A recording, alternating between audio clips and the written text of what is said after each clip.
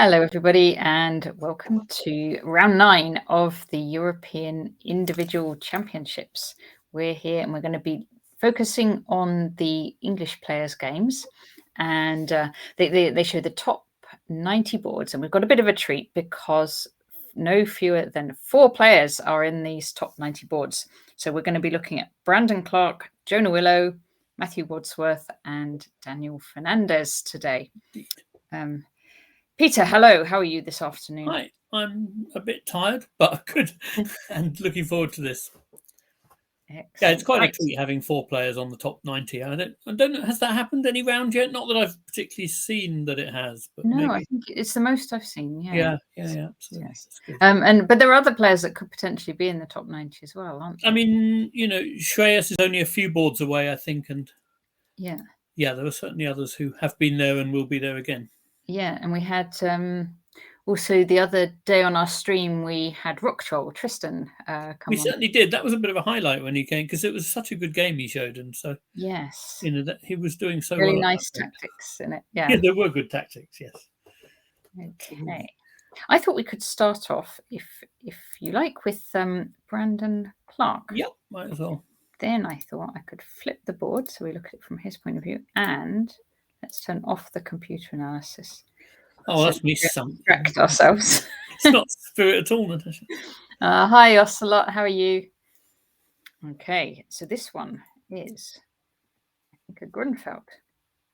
Yeah, Brandon liked his Grun. I mean, my only game with Brandon was I had white in a Grunfeld. I think he does play some other things with black, but this is sort of the mainstay of his repertoire against d4, I think. I mean, he is quite theoretical, Brandon. He's a man who's put a lot of work into his openings, I think. So he's a bit of a Grunfeld expert. I think he's, I mean, I didn't actually I got an advantage against him, but I'm not sure I really realised that I had, which was where it went wrong. You were white. One thing to get an advantage, it's another to know that you've got one. Yes. So bishop g7, queen b3. Aha. So so it seems you're still allowed to play the Russian system, which is interesting in these times. But it's it's a funny one, queen b3. I struggled to understand this when I was a kid because there are lots of openings where white gets a pawn center, and I could never really understand why it was worth 2 moves with the queen going from b3 to c4 to get a straight pawn center rather than the normal Grunfeld one where black's got to take on c3 and everything. As I've got older, I've slightly better understood this, but it's still sort of slightly mysterious to me that the system is regarded as quite dangerous. So you're thinking white's wasting a bit of time with this? Well, I mean, it's interesting that you can play 2 moves with the queen, and then the queen is quite likely to get hit again. Yeah. There's various ways of trying. I tell you what, I've just looked forwards. Look at the rest of the moves on the screen up to move 11. Well, exactly. I mean, talk about losing a bit of time with the queen. Mind you, I think if the queen does that many moves, she must be netting something on the way. So, but yeah, no, it's interesting. Obviously the normal Grunfeld pawn structure is kind of when you take the center, but you allow black to take on c3. And you can somehow see that gives black, well, in one sense, it gives black more of a target on the long diagonal. In another sense, it makes the center better guarded. But queen b3, it's losing a certain amount of time. So I was always a bit intrigued. But of course, I used to play the Grunfeld a little bit with black, and I understood that this position isn't so easy either. And everyone used to just castle here and allow white to play e4. Right. And then do various different things, including a6 and b5 to hit the queen. Or really wild stuff with knight a6 and c5, or bishop g4. There were lots of ways of playing it, but now people have started playing. And I mean, the move Brandon played, like bishop e6. Yeah, exactly. I mean, it's very direct, isn't it? But it's. I guess it came back into fashion again when people realised that you could sack a pawn in this way, and it was kind of okay. Okay, so he does. Bishop e6, queen b5, and bishop d7. Yeah. Bouncing his bishop to hit that queen again. Queen b7. I think it's one of those, because there's a lot of these sacrifices where actually, people, the main line isn't to take the pawn, and sometimes you're left wondering, would that be so much compensation if they took the pawn? But in this case, they often seem to take the pawn, so we get to find out. And white loses a lot. I mean, there's an awful lot of moves with the queen, but on the other hand, white can still keep the structure quite tight. So black has to make, piece play without having a lot of obvious targets. Well, not having played this for either colour really myself, but I do think black's got better development, and that. Well, yeah, it is definitely better development. Do you think it does? So your hunch here would be that this would be sort of. I would. Well, I certainly You prefer would play to play this it for black. Yeah. yeah. I mean, my sort of gut is to go with giving up a pawn for some play rather than winning a pawn and suffering the consequences of my opponent getting a load of play. I mean, that's always been my preference. But I'm not. It's not obvious to me here that black has enough, but it's quite possible that he does. Yeah. And so it's sort of knight c6, rook b8 kind of stuff, I think. Do you know Brandon's opponent at all, Emre Can? I mean, I know that he's been one of Turkey's top players, if not sometimes even their top player for some years. And yeah, I don't know. I've never played him. I've seen him around at Olympiads and things. I mean, he's been a big figure in Turkey. I think he's not that old, right? But I guess I'm just looking him up now in the I back. guess it's from a certain perspective. From my perspective, he's definitely not that old. But he's a youngster. From Brandon's, he may be not such a youngster. Let's see. Can. Oh my goodness, there's many records. Right. There. Oh, Outspanner is telling us he's 33. 33. Okay. Okay. Definitely young from my perspective, but yes, older than Brandon. Yes. I would expect him to. I would have thought he's quite a serious guy who will know his stuff before he grabs this pawn on b7. Oh yes. I'm not suggesting he's bluffing. No, I didn't suppose you were suggesting anything. I just kind of think he'll be fairly well prepared. Yeah, rook b8, queen d1. So the queen has to go all the way back. Presumably, well, you might have thought now, having come from d1 to b3 to c4 to b5, b7, b3, and d1, that she might stop there. But amazingly, the next move is no. Keep going. Okay, so bishop f5. So this, I think, in this position, I would guess that white only really has two reasonable moves. The most obvious one is presumably a3, just to stop knight b4. But instead, white feels this itch to make a queen move, I guess. Yeah. And then I get Brandon just. But I can sort of see. I mean, I guess the point is to try to put black's queen on d7, and if black's playing for some e5 break, which I assume that kind of must be, because it's one thing to have this development, but at some point you have to sort of make pawn breaks to bring the rooks in on the act as well. So I guess black's going to be going for e5, in which case it may be useful to have, the queens opposing each other and maybe the option to try and change queens at some point, that kind of thing. So I can sort of see, nonetheless, it is an awful lot of queens. You just played 6 moves with your queen. You can't want to just exchange it, can you? Oh, well, I mean, let's face it, White's this guy likes moving his queen, right? White's not really competing in the development game, but yeah, in a sense you're right, but in another sense, White is a pawn up and black does have to show something for it. So an exchange of queens isn't necessarily out of the question. But you are right, that's an awful lot of queen moves to just exchange her off. A3. A3. Yeah, I think even with queen d4, I assume that a3 has to come. You have to. Yeah. Bishop b6. Yeah, I mean, one of the drawbacks of a3. Sorry, there's a question mark here. Hello. Why a3 has to come, I mean, I think that knight b4 is going to be a threat in any case, and possibly after queen a4, queen d7, rook b4 or something might be a threat in some positions as well. I don't know. I think it felt to me like a3 probably needed to be there. And now bishop b6, so another bishop move. But yeah, one of the drawbacks of a3, of course, is it weakens the b3 square. And right. Yes. So black sort of tilting sort of directly in that. He's trying to do this direction. Yeah. Now I think the queen is not. I mean, if black got, for example, a rook b6 tempo, then the queen starts to be a candidate for getting trapped already. That would be funny, wouldn't it? If Brandon would be hilarious. Sure. White would see the jokes. White would not see the funny White might not see the joke. All right. But I think more likely it's going to be a matter of attacking the queen again and again to create more tempi rather than the previous comment. Yeah, sorry. Can you, if you tell me what you were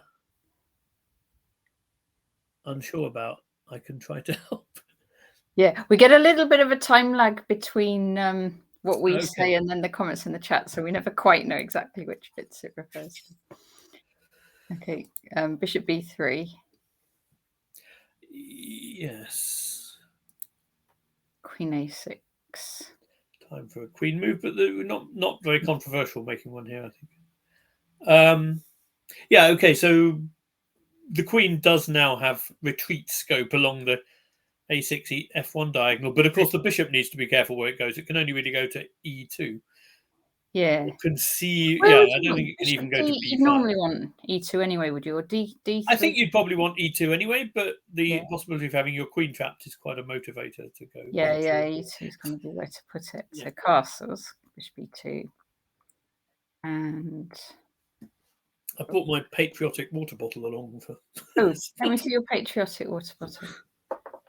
So, there you go. Wait a minute. Very good. Very good. It's very good. Yes. Okay, so rook d8. So I think that black is indeed sort of aiming for e5.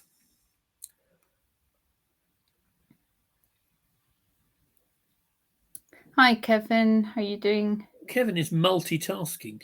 Multitasking watching England. Fair enough. Fair enough. Yeah. So e5. And so say black gets e5 in. Are we just kind of weakening that e pawn and... Well, I mean, we're either. I mean, if you think about what we've got, what black's got in return for the pawn, part of it is obviously development. If the d file's open, I think the development of the bishop on c1 becomes even more difficult. It feels to me like it's sort of not that easy anyway, but with an open d file, then it does become quite hard. And actually, the queen's safe square at the moment is d3. So also, if d takes e5 happens, the queen then black might be able to make some mischief with the queen as well. So like are you straight away threatening that? What, and then e5? I mean, after e5 and if okay. Yeah. I mean, queen d3 might not be losing then because there is a knight on f6 on prise as well. But yeah, clearly white's sort of under a little bit of pressure if all that happens. Yeah. I'm pretty sure that's what Brandon's aiming for. Well, look, he castles and then he goes rook b6. b6. Well, that's obviously, that's another way round to do it, is to go rook b6 first, and then when the queen's on d3, then you can play e5 using the pin. I mean, it's queen d3 e5. That happens. It's very kind of. You can see why this appeals to a Grunfeld player, because all the sort of trying to activate the bishop on g7 and lots of piece play is, for me, what the Grunfeld's sort of all about, really. Yeah, this is nice. And, I think this, I doubt if this is completely new, but on the other hand, it's not one of the most heavily explored theoretical lines, I don't think. Kevin's talking about the win by Saric against Daniel yesterday. Mysterious rook move in the middle of the board. And a wonderful rookie one. I've got to check that one out. I don't remember the mysterious rook move. I mean, basically, at some point, Saric just was attacking with f5, f4, and Daniel seemed to completely underestimate the strength of it. But I think Daniel was in quite bad time trouble when all this happened, and it went downhill incredibly quickly. I didn't see the later part. I don't know how much trouble Daniel managed to make when he was worse. But actually, Saric is a very, very dangerous opponent by any standards. Yeah, Brandon's quite far behind on the clock as well, but not by this stage. It's where we're just catching up to. Interesting. So rook e1. There you go. There's a mysterious rook e1 for you. Yes. So I guess the argument here is, I guess, that black's putting pressure on d4, and to make that pressure something tangible, at some point you have to take on d4, and then there is an open file. Yeah. That's it's a sort of prophylactic rook e1, I guess. But for the moment, you kind of imagine that Brandon might be able to move his queen and threaten to play e4. And if he actually, he did what I wasn't expecting, because he's had quite a think and then moved his rook back to b8. That's not obvious. I mean, I can see why you might want to do that, because I don't think I don't think doubling on the b file is going to happen. I think at some point connecting your rooks makes sense, but it doesn't feel to me like it would necessarily have been top priority. There's one thing whether a move is nice to do, and another whether it's what you desperately want to do at that moment. And I'm not sure it is. I would thought if you play, but on the other hand, I understand the point of. I think I understand the point of Emma's rook e1. Queen somewhere to the e file looks natural to me, just to threaten e4. Yeah. But then if white's queen moves back somewhere b1 or something just to avoid that, then again, if you exchange on d4, you end up with a situation where black's queen is on the same file as white's rook. And there too, rook e1 sort of comes into its own a bit. So nonetheless, I would have been tempted by queen e7, queen e8, something like that. Black's got good development here, but what do we do next? Oh, yeah, exactly. Aha. Okay, of course, white also has to do stuff, and exchanging that bishop on b3 makes some sense. Yeah. So what can Brandon do? Well, he could drop his bishop back. But I think one of the problems of not having a b pawn is that bishop a4 could be quite awkward. If you played bishop e6 or something, I would be quite worried about bishop a4, because then knight e5 is threatened. I don't see any way to sort of release the tension that looks very favourable. Or maybe not, knight e5 is not threatened because knight takes the queen. But that's just one of those quirky things. I mean, bishop takes c6 and knight e5 is greedy, but probably is threatened. Yeah. And queen,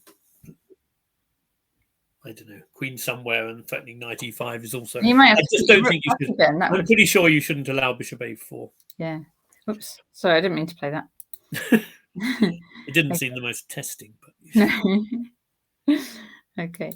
So he didn't allow that. He went queen e6. Okay. So knight g5 would be the first thing I'd look at just to check, and I guess then black has to trade queens with queen c4 probably, but to be honest, knight g5 is not a move you want to make unless it's winning something, and after queen c4 it's not winning something. And look at that bishop on c1. I mean, black has, I don't know, I tend to find that, I don't know what the engine thinks here, but I tend to find that engines are quite enthusiastic for pawn sacks when you have long-term development problems like that. When you can't get that bishop out for ages, the engines tend to think, yeah, that's quite appealing. Do they think in terms of appealing? Probably not, but they tend to like it. So my hunch is this is after knight g5, queen c4. I'm sure that's good comp. Fine. Yeah. I wouldn't want to play that with not knowing how to get that bishop out, and then the pressure on the d pawns become much more serious. I've just seen part of the point of rook b8, I think. Oh yeah. It just occurred to me. Yeah, it just occurred to me that black couldn't take on d4 twice immediately because white was skewering rooks at the end with bishop e3. So maybe part of what he wanted to do was try to. Right. But it doesn't look to me like you want to release the tension to win the pawn back if there's bishop e3 and then a7 is hanging anyway. So maybe it was more of a sort of that followed by another idea, and then you're threatening to take on d4 rather. I don't know. I kind of think, on the other hand, you've got to be careful with these positions where the conversation looks great, but then, as Kevin hinted at, you can't actually do anything with it. So. Yeah. So white exchanged. Okay. And queen d1, looking to swap queens. Okay. So how would white develop if white got the chance to do some development? How would white like to develop? Yeah, so I suppose you can either put that bishop on d2 or try and maybe move the b pawn and put it on b2, or try and move the e pawn. But you can't really do that because your d pawn's so.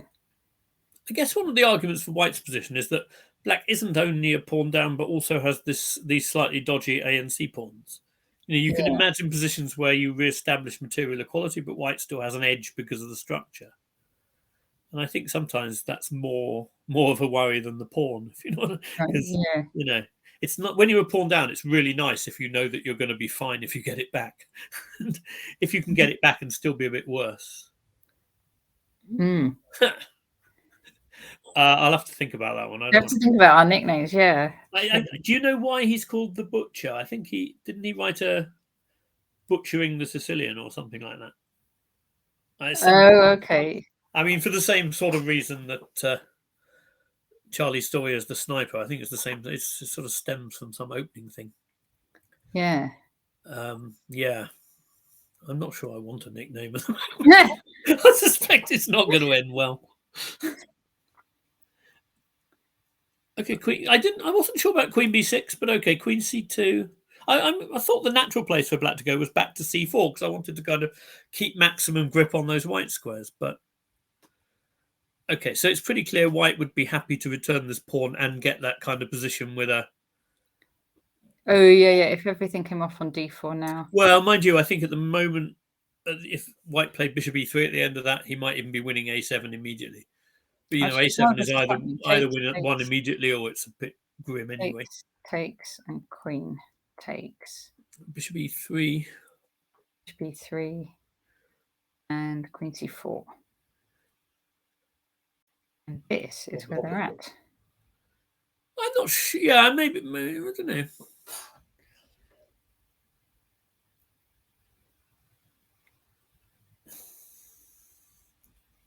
But I mean, this is all right, isn't it? I For think black. it's for black because Yeah, I think so. Because this bishop's pretty good. Well, that's the good thing. If you get it right in the Grunfeld, that bishop's usually pretty good. Right, go down. But then I suppose white's attacking that one. Yeah. I think maybe it's going to be a draw. This hasn't all happened, has it?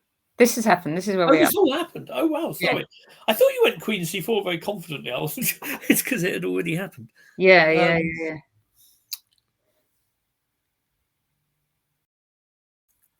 Yeah, this looks comfortable enough for Brandon to me. Kevin doesn't like the split pawns for black. That's true. No, well, that's what I was saying. I wasn't sure about the split pawns, but if you look at it from a sort of Benko gambit point of view, it starts to, if white takes the A pawn, it starts to look like that, doesn't it? You might even just go rook B7, bishop E3, rook DB8, and ask white how they're going to defend B2. It's not going to be that easy. I like it for black. I mean, just like probably a draw in a. I don't mind it for black. Well, I'm afraid these days it's quite hard with black to aim for more than the draw if white plays simple, sensible moves like this. Yeah, no, this feels like it's gone okay for black. I mean, it may well be that white has a slight edge somehow. Perhaps just. I don't know, but black's next. If it were black to play, the next move is knight D5, and then it starts to look quite promising. So,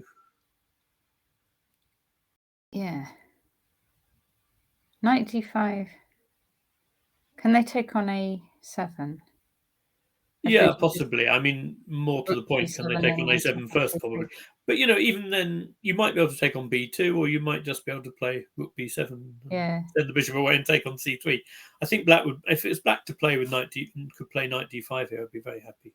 I think it's just a matter of whether bishop A7 causes trouble, or whether some, queen A4 or something. But I just don't see it, because after takes on A4, knight takes knight D5, it feels like black is too well centralized.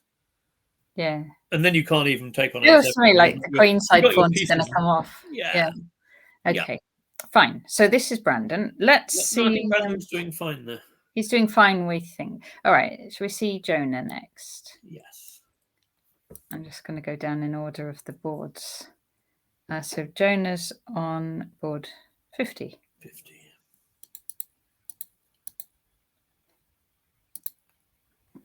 All righty. Yeah, we definitely want to reverse the board. Oh, we want to reverse the board, yeah. We don't want Jonah to be implicated in black's extraordinary opening here. Oh. Right, let's do it. Flip the board. Okay, what is... Okay, so he's against Grandmaster Luca Moroni from Italy. Yeah. Okay. So E4, G6, D4, bishop G7, knight C3, A6. I mean, this is for people, I suppose, for whom the Tiger modern is a bit too conventional, and you don't want to play anything as classical as D6. You have to get on with your A6 straight away. I'm a bit... it's interesting how... I don't know, Danny was talking yesterday, wasn't he, or the day before, about how Jonah and these young English guys are quite theoretical. Yeah. And it occurred to me that amongst all the other obvious benefits of knowing quite a lot of theory, one of the other benefits is that sometimes you persuade people to do this kind of thing to try and avoid theory. And I think on the whole, if your opponent is going to play like this as black, you have to be reasonably happy about it. And you have to regard this as sort of an opportunity to get a bit more advantage out of the opening than you might normally. So I just looked up this Moroni, and he was born in 2000. So he's like 22. Yeah, he's quite young, so 22, 23, yeah. What about Jonah? He's young. Jonah's, I think, even younger. 2002, he's younger. Yeah. Yeah, okay.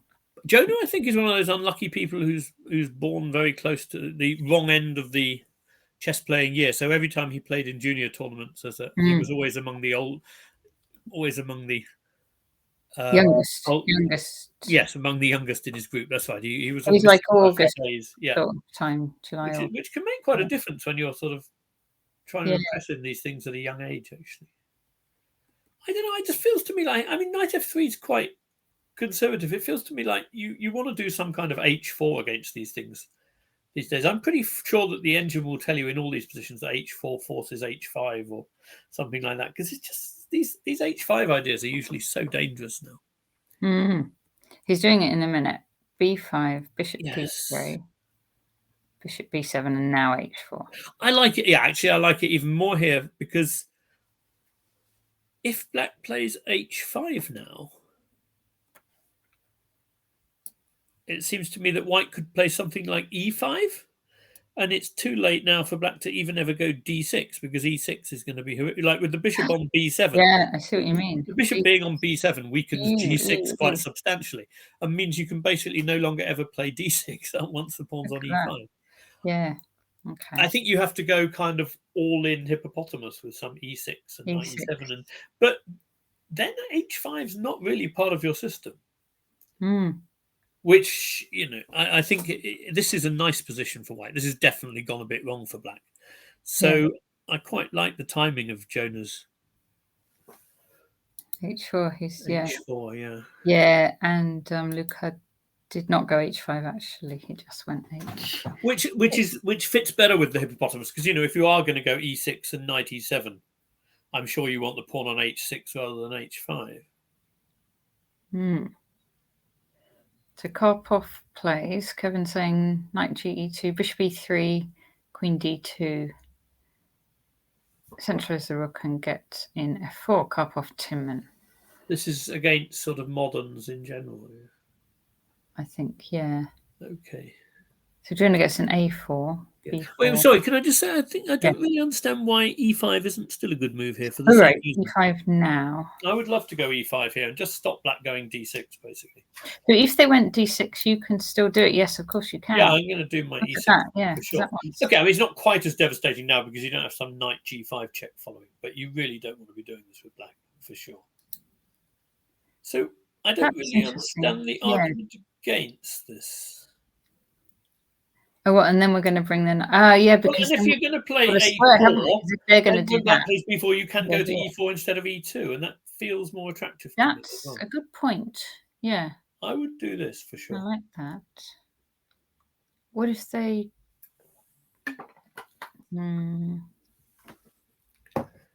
Yeah. Okay. Yeah. Not sure what the argument against is. I mean, if you could imagine situations in which black gets some c5 in and your e pawn's a bit weak, but black's development feels a bit slow for that to me. I suppose you could do it. You could go c5 now, could you? Yeah, I'll take it. So c5 takes, but you're not taking on f3 because queen takes hits the rook. Well, queen takes. If you then go knight c6, I might still play e6, and then you can't take with either pawn because you'll get. Oh wait, that's funny. Yeah. That's there's sort of a hint that you might have done something wrong when that happens. That, wouldn't you? Yeah, that's kind of cool, isn't it? That's kind of what you want to do. I imagine so. It's definitely what I want to do. Oh yeah. Okay. So yeah, I don't know. I would have liked to see e5 there and know how black had intended to respond. It just looks very dangerous to me. I mean, obviously, black can always do e6, knight e7, and maybe it's more complicated for white if black's playing d6 as an attempt to undermine the center. But at some point when you build these centers, you have to use them, and this feels like the moment to me. I mean, a5 is a perfectly decent move, but if, like I said, if you are going to Yeah. encourage b4 and then send the knight on a route, why not send it via e4? Yeah, I see what you mean completely. Knight e2. And now he does d6. I guess he didn't want to. Well, now he can, Yeah. because he can take on f3, I guess, after e5, or even just. Well, he can always meet e5 with e6, but I suspect he might take on f3 and take on e5 and see what white's got in that position. Oh, right. Jonah comes up with this one. Yep. I guess I guess he's also trying to push. H5, doesn't he? Which is also nice, you have to say. Yeah, no, I mean, I just think black's open. There's obviously, when you're trying to do something non-theoretical, there's always a sort of line you're being careful about. I think black slightly crosses the line with this one. I think it's a little bit on the too risky side. Yeah. I mean, I've seen Luke McShane and people play hippopotamuses in the past and do so with some success, but you kind of feel like it's. I mean, obviously, these guys are on +2. They know that to qualify, it's probably going to be +3 or maybe even +4. So they start. You might need to play for a win with black in these things as well, and you want to unbalance a bit. But there's always a sort of judgment to be made, and I think he's gone a bit far. By the way, I checked out Moroni when I saw this opening.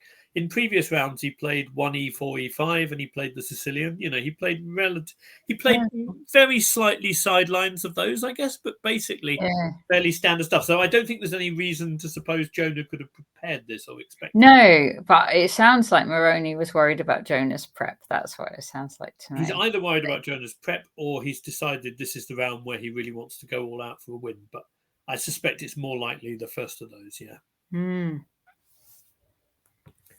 So e6, c3. Yeah, that makes sense too, because it's horrible for black if you ever have to take on c3 and then you have rook b1 hitting the bishop to worry about in addition to everything else. It doesn't do many favours for black's queen side if they've got to worry about that stuff as well. Okay, knight c6. Jonah castles. Castles, does that make sense to you when you're still thinking about possibly h5? Do you definitely want to? By the way, one move I'd like to make here as white would be a5, just to sort of clamp down the queen side and create a situation where black may well have to take on c3 later. Yeah, you definitely want to do it. I'm not saying it's a massively better move than castles or something, but it's certainly something which it would be on my agenda as white. And trying to force a decision on the queen side at some point. And if white's going to play h5 at some point, there's always an argument. It may not be decisive, but for not having castled, still having your rook on h1 makes sense, right? Yeah. I mean, where's black's king going to go? If we're really threatening h5, if black played knight e7 and castles, I'd be pretty surprised if h5, g5, knight takes g5 didn't work as a sack or something. At least it would be terrifying for black. So that feels to me like possibly another reason to delay castles. Yeah, unless the centre's going to open up. Kevin's just asked why black's knight's on c6. I guess because black thought he needs to defend b4. I don't know quite. I mean, after knight d7, it may very well be Jonah can just take a pawn. It's pretty difficult here to defend b4 and have your pieces exactly where you want them. I think Kevin's right that black, in an ideal world, would rather have the knight on d7. I just think that he felt that he had to do something with the b4 pawn first. Yeah. Because taking on b4 does weaken d4, but that doesn't matter so much if the knight's on d7, I guess.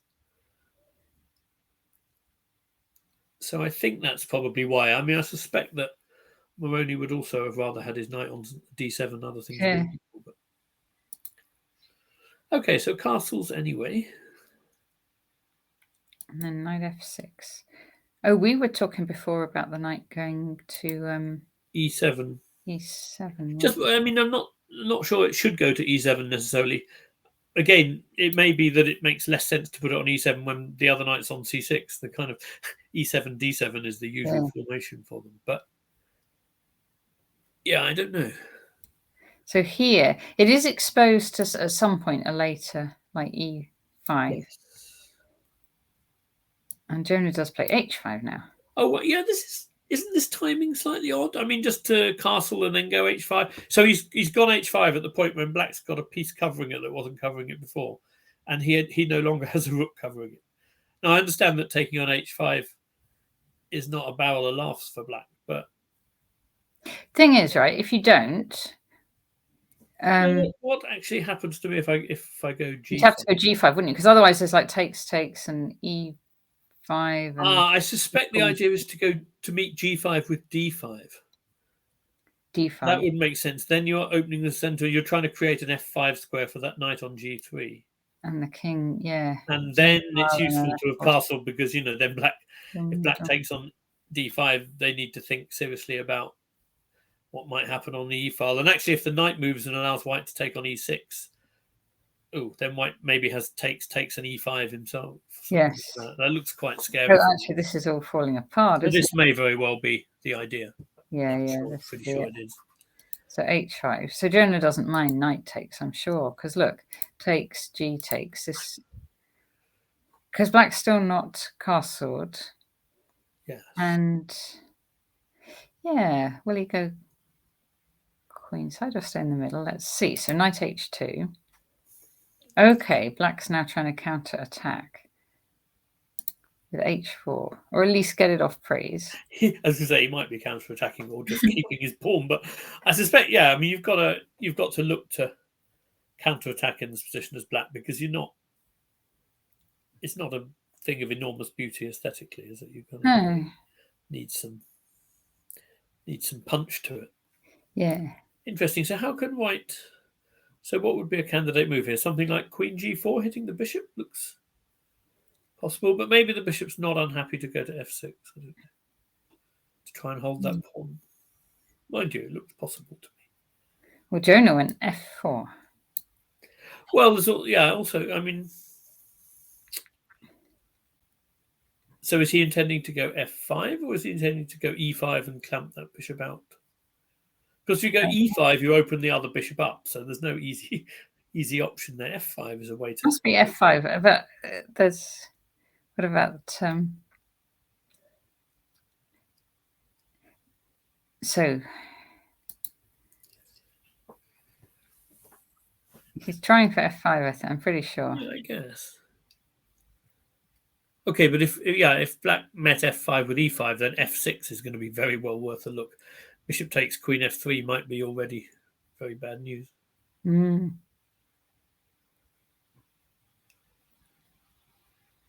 h3.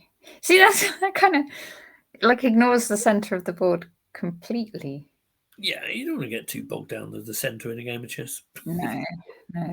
Overrated. By the way, black doesn't have some b takes c3, b takes, knight takes d4 tactic, does he?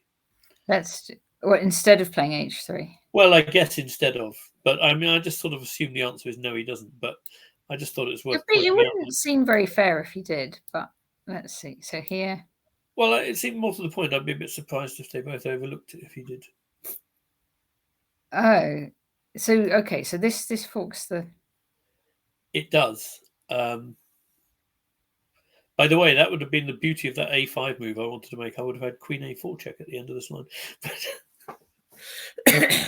Right. That, I have to say, was not the main idea when I suggested. Knight takes d4. But you don't have to recapture. So let's just see what we think. So queen g4 might be a move. Let's just think a minute. There may be. Oh, wait. Sorry. Rook b1 will be a killer. Just take the rook off prees with tempo. Very good. Simples. Yeah. Attacking that one. Yeah. Yeah. That's okay. That's nice to know. Okay. I did find it rather far-fetched that they could have. I was sure that there was a solution, but that's simpler than I thought. That is it, isn't it? That's the end. Yeah. I think so. Yeah. So h3. I still think. Yeah, I think Kevin's right. This is a bit on the avant-garde side for me too. Yeah.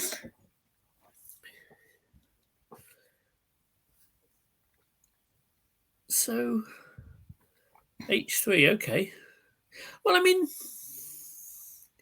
my objection, it wasn't exactly a strong objection, but my questioning over the order in which Jonah did things was that, taking on h5, if you can play h4 and h3 afterwards, it does at least introduce a degree of muddle into the thing, doesn't it? Mm. And when you're playing like this with black, a lot of what you want to do is create mess, I assume.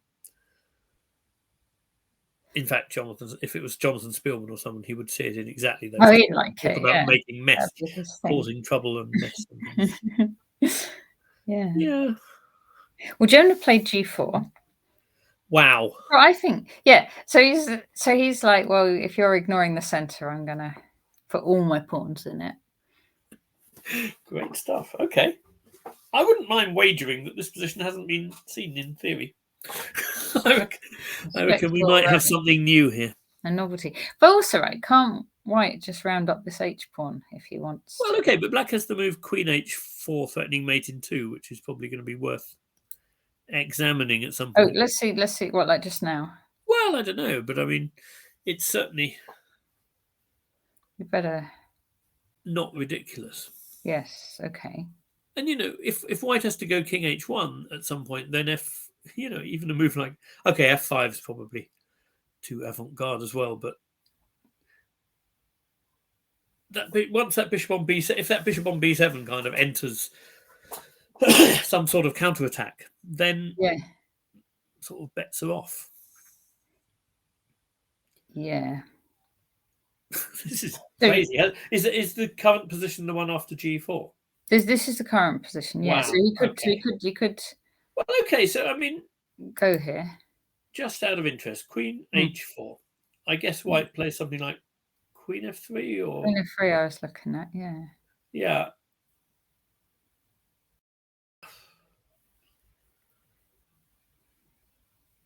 Okay, I think that f5 is a bit outlandish. For black? Well, I think so, although it's sort of the idea I want to play in principle, but it might be a bit much now because, you know, black's king is in no very fit state to endure this sort of thing, probably. Yeah. So you probably can't take with the e-pawn because there'll be too much. Well, I think you possibly can because b7 hangs if you go knight takes d4. Right. Yeah. Because, you know, the queen still connects with g2, so it doesn't mean that queen g3 check is suddenly... Because I'd like to take with that one if I can, I think. Yes. To open the e file. Yeah, no, I think this is somehow the wrong order, at least for black. Because, yeah, I don't think I have a good move as black in this position, because the bishop on b7 kind of needs to be defended. What if instead of f5, what if black sort of did something outrageous like castling queenside, isn't it? Castle's long. This is. I'm just trying to threaten f5. What we want to see. All right. It should be emphasized I don't really believe in any of this because I was sort of quite down on black's opening at the start, but it does feel to me like Jonah has handled it in a way that definitely allows some counterplay. Yeah. Well, if we want that queen out of there, we could just kind of do this. That's true.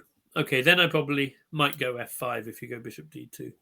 I do want to get f5 in as quickly as I can. Okay. All right, this bishop's now defended. Yeah, that's true. Okay, but you can probably just go bishop e1 anyway, because if I flick in f takes g4, you can, if you want to, win an exchange with bishop takes h4, which is probably not a bad way of doing it. Oh, yeah. Just take on there. Yeah, I don't think black's going to have any realistic compensation here. I mean, we've already used up all the pawn breaks that could make a mess. So, yeah, queen h4, it may be a little bit, queen h4 may be a bit too direct, but I mean, there's also an, no, I don't know. Can we go back to the position they have and just see if here we go. Slightly more considered. I mean, do you like the way white's done this, or does it feel risky to you? I mean, it's obviously sort of risky, but yeah. I kind of felt like it was more felt like black was in trouble a few moves ago with the e5 stuff, didn't it? Well, exactly, yeah. Wait, sorry, we were just looking at queen h4, yeah? Yeah. Queen f3. Yeah. But then don't we have the old b takes? Oh no, we don't have the b takes c3 and knight d4 because white can play bishop e3 after bishop takes d4 check, which connects the rooks, and I think that's going to be okay. But you know, so the line Peter you wouldn't want to be tired going into this position with either colour. So takes, knight takes here, and then this defense. Yeah, obviously the rook b1 idea we had before doesn't work because the knight was hitting the queen, but this idea might work instead.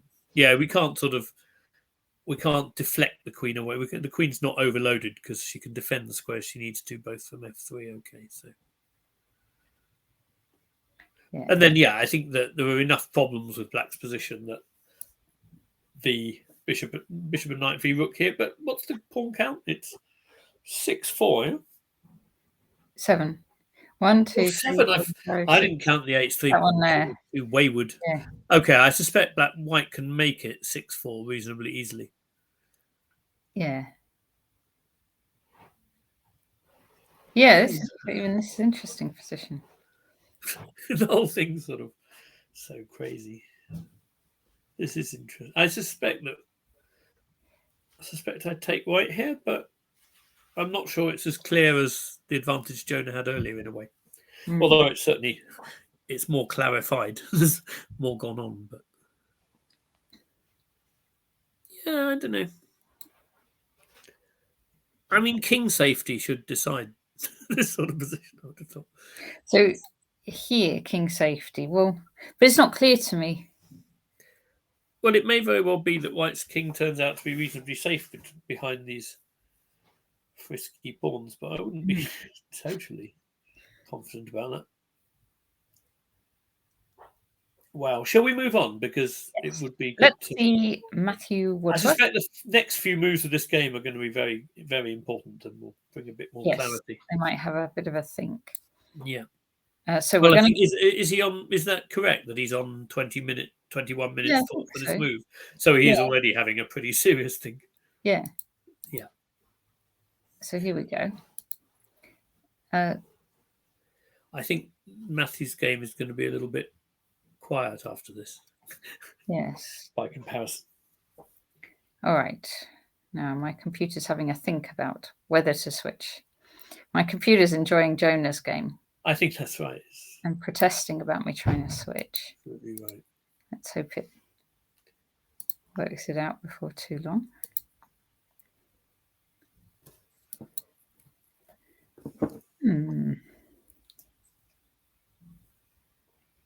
It's not switching.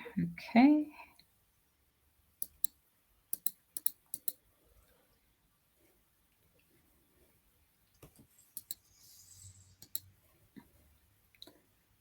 You can still see me and stuff. My internet's still working, isn't it? I can still see you, yeah. No, yes, it's just my chest. I'd have mentioned it if you disappeared completely. It's probably, Yeah.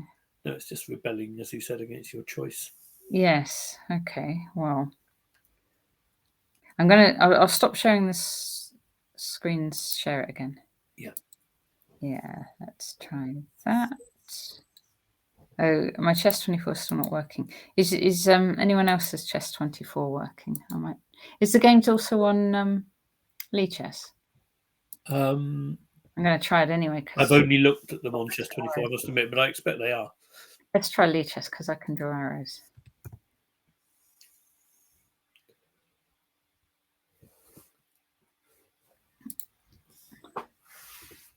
Right. Is yours all working? So it is. Your chess 24, is that working? I think it was when I was on there. Okay. I'll have a look. So if I want to do watch, oh my goodness, it's making lots of noises. Right. Okay, European Championships, round 9, playing right now. Okay, that's working. So I'm going to just share this one now. Okay.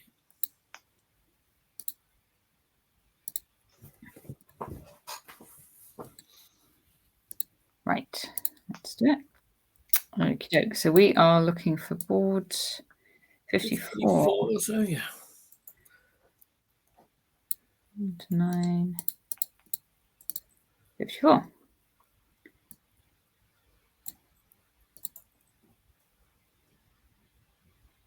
There we go. Good. Righty. Matthew Wadsworth playing the English, which I think is, he likes the English, doesn't he? That is what he tends to. Okay. I'm Oh, not are seeing you seeing it? You seeing it? You're not seeing it. That's, let me make sure you can see it. Better. Good. That's good. Okay.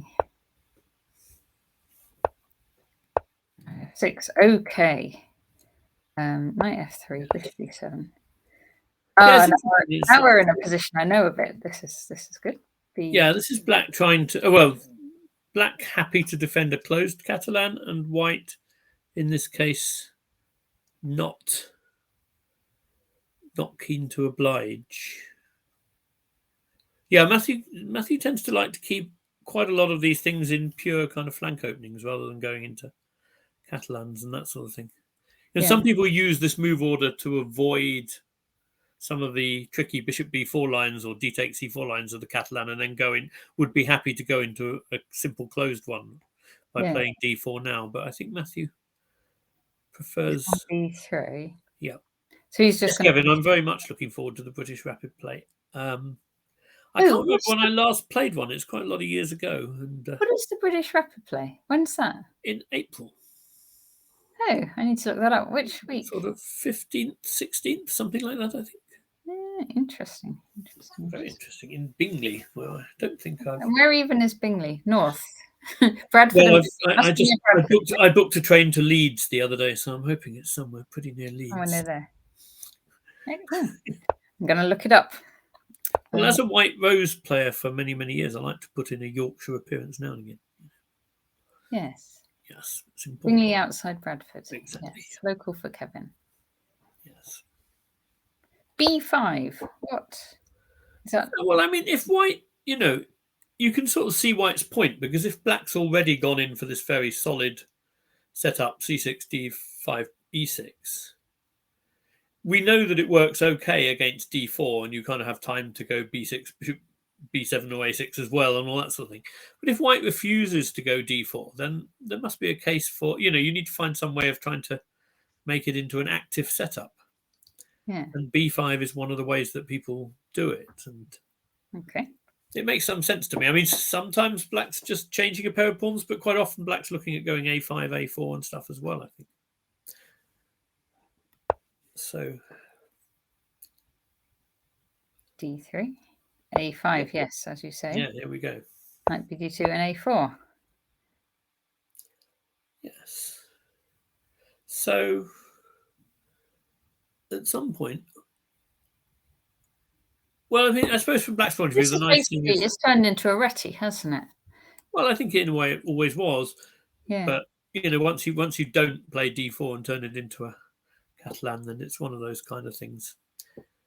And black's saying that he sort of has the flexibility. Sometimes can take on b3 when it's appropriate.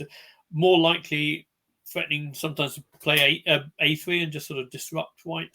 Oh yeah, a3. Or possibly none of the above, and thus leaving it there and forcing white to guess about these things. Yeah.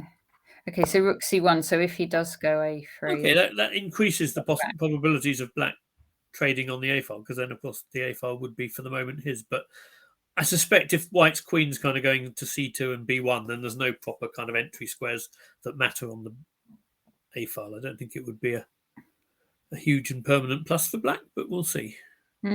Black can now probably just develop quietly, or he can. I think the most sensible thing for black is to leave this position as it is and keep white guessing. I don't know what white does here, whether white aims for e4 anyway or not. I guess that white may well do. What else are you aiming for? E4 kind of is an obvious plan, right? I mean, e4 is kind of the main plan in the closed Catalan as well, isn't it? And obviously here you have the extra option. You can take back on e4 if black ever takes with the d pawn, which is kind of nice. And then you're looking at playing moves like e5, knight e4. So I think that black has to demonstrate some counterplay against this sort of plan. I don't know. Where does black even put the knight? Does it go to a6 or to d7, I wonder. Oh, the next couple of moves go knight a6 and then knight d7. So yeah, that one to a6. Yeah, I think that knight. I think that b knight kind of needs to be on a6 to be creating some counterplay. Otherwise, if it just went to d7, that looks a bit passive. I think I like black trying to, because black went a3 first, yeah. I did go a3. Okay, so much for my stuff about keeping your options open on that. Yeah. Okay, so part of rook c1, of course, was to give the bishop a square to drop back to. Otherwise, it's yeah. Because if this is all closed up, then e4 is going to be stronger, isn't it? If it gets too close, you would feel that white, to the extent that black's trying to make some waves on the queen side and white in the center, you feel that if the queen side gets too close, that favors white. Yeah, knight here. But okay, knight there gives us sort of one other thing. So he's a3. The function of a3 by black is to keep, sort of prevent white from stopping that knight landing on b4. Yeah, okay. So white. So you can't, okay, but I mean a3 would come at a cost anyway, because black could change on a3 and white would have an isolated a pawn. But okay, a3 secures more clearly that square on b4 for the knight, and then any e4 that comes too early is going to be met by knight b4, and the d3 square will be very weak. But you feel white should be able to time this. I mean, maybe even now. Once there's no, there you go. There it is. So there's so black has, for example, the possibility of knight b4 and maybe even knight c5 as well to try and target the e3 square. But I suspect white has things he can try against that too. Maybe knight e5 gives white time to go d4 next or something. It looks like it could go from being quite pedestrian to very, very sharp very quickly.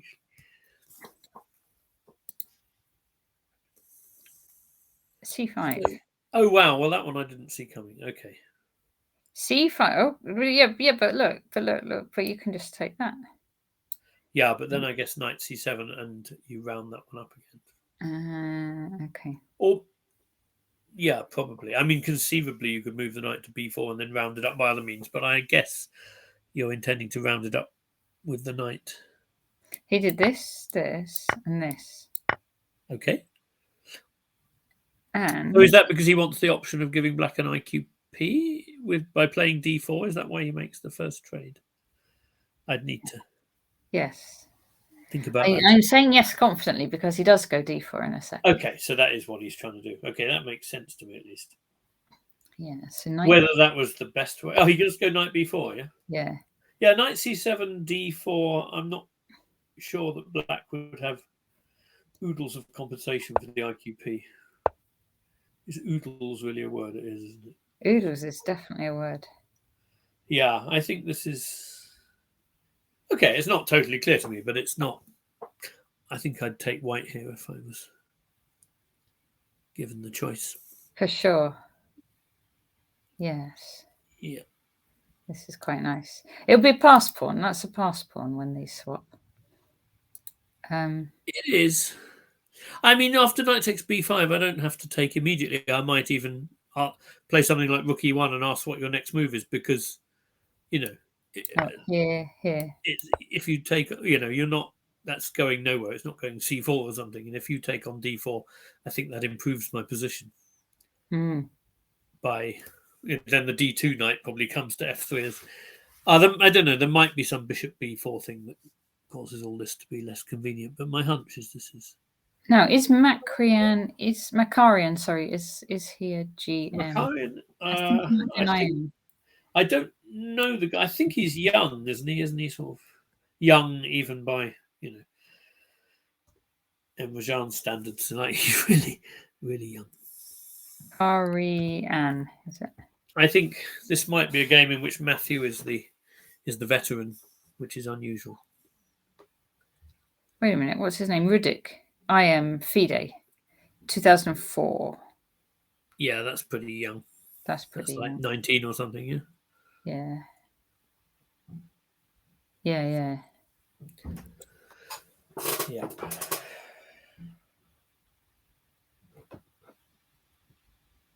Okay. So what he did, knight b4. Yes. And then Matthew went d4. Okay, yeah, so I was going to say, why not d4 anyway? I No. kind of like how this is going. Yeah. Yeah. I'm not saying that white's kind of clearly better or something. And you can see, There's I a mean, queen. in all I'm these not games, sure I like like. Jonah's game, you can see people are taking certain risks in order to keep some kind of life and counterplay in the position. But I think, again, it's a question of judging the risk. I'm not quite sure what black's next move is. I can tell you, it was queen Okay. d6. That helps. Right, okay. So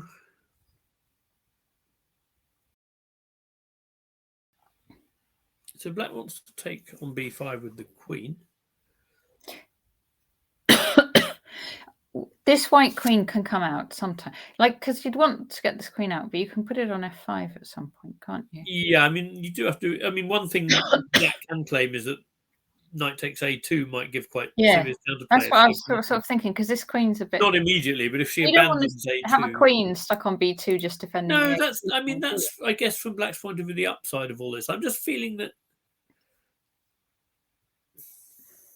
I mean, it's premature now, but things like d takes c5, and we have knight g5 as potentially in the picture, because I don't think black can take back. I'd be surprised if black can take back on c5 with the knight if we're going bishop d4, right? Yeah. or even knight d4, just trying to guard the. Okay. Oh, I like that. Yeah. So takes here.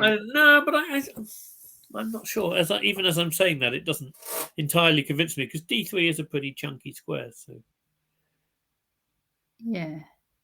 I mean, again, just rook e1 is sort of appealing in some ways, but then you've got to be careful because if you ever take on c5, then bishop takes and f2 is suddenly weak. So moves like that are quite. Yeah, he did it. Rook f. He did he? Okay. Yeah, so he's not worried about this file.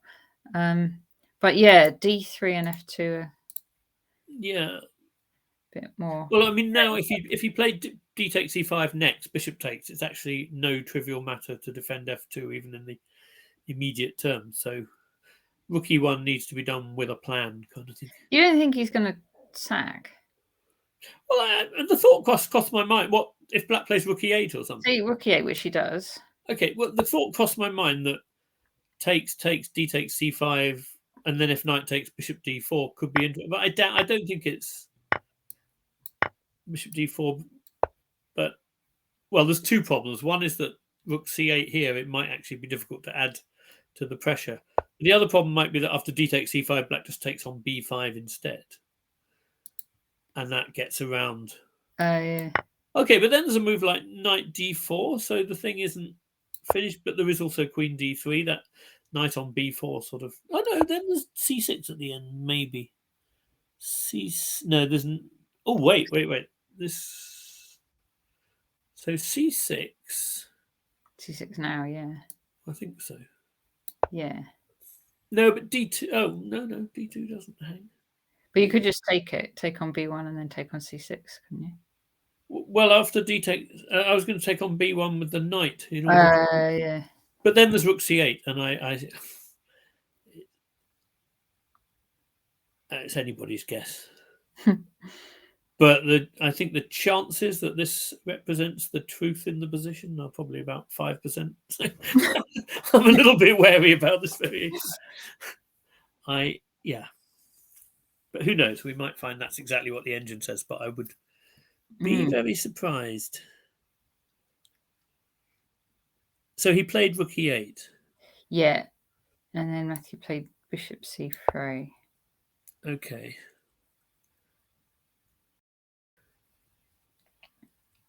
Yeah. And is this where they're at, or has black? No, loads more moves. Loads more. Oh wow. Okay. Yeah. Yeah. Let's okay. So he took on b5. Yep. Bishop f1. That's what I thought was probably coming. Queen b6. Okay, can we pause here a sec? Yep. So. Okay, so one thing bishop c3 may have done is give a1 as a square for the queen sometimes. So there is possibility to do stuff on that diagonal, maybe. And that might reopen the possibility of playing d takes c5 and bishop takes. You could play bishop d4 afterwards and make some sort of thematic exchanges, perhaps. So that's one thought I would have here. I mean, queen a1 doesn't look like a silly move to me. Queen a1. Just yeah. On the other hand, it doesn't feel like a terrifying move for black to meet either, but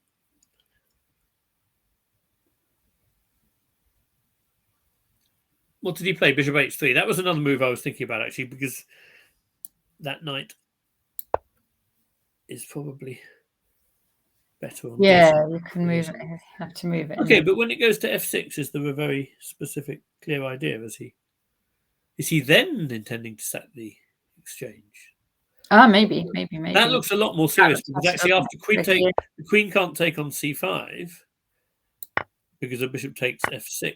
And so if the queen either has to go to b5, which feels a bit insecure, or a5, where itself pins the knight, this feels much like this looks good, actually, doesn't it? Well, perhaps. Yeah, it's certainly something well worth exploring. Yes. Is this actually what he does?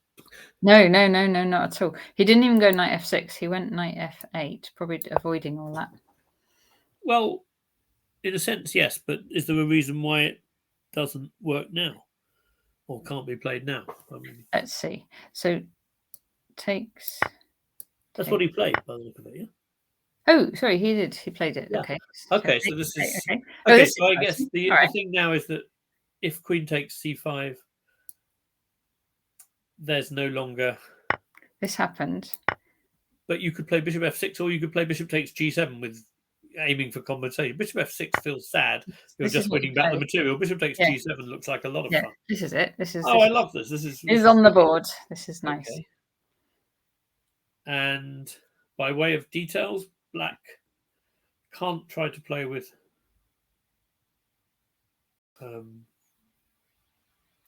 two rooks for the queen, because there's a queen c3 check at the end if they play queen takes c1 and king takes g7.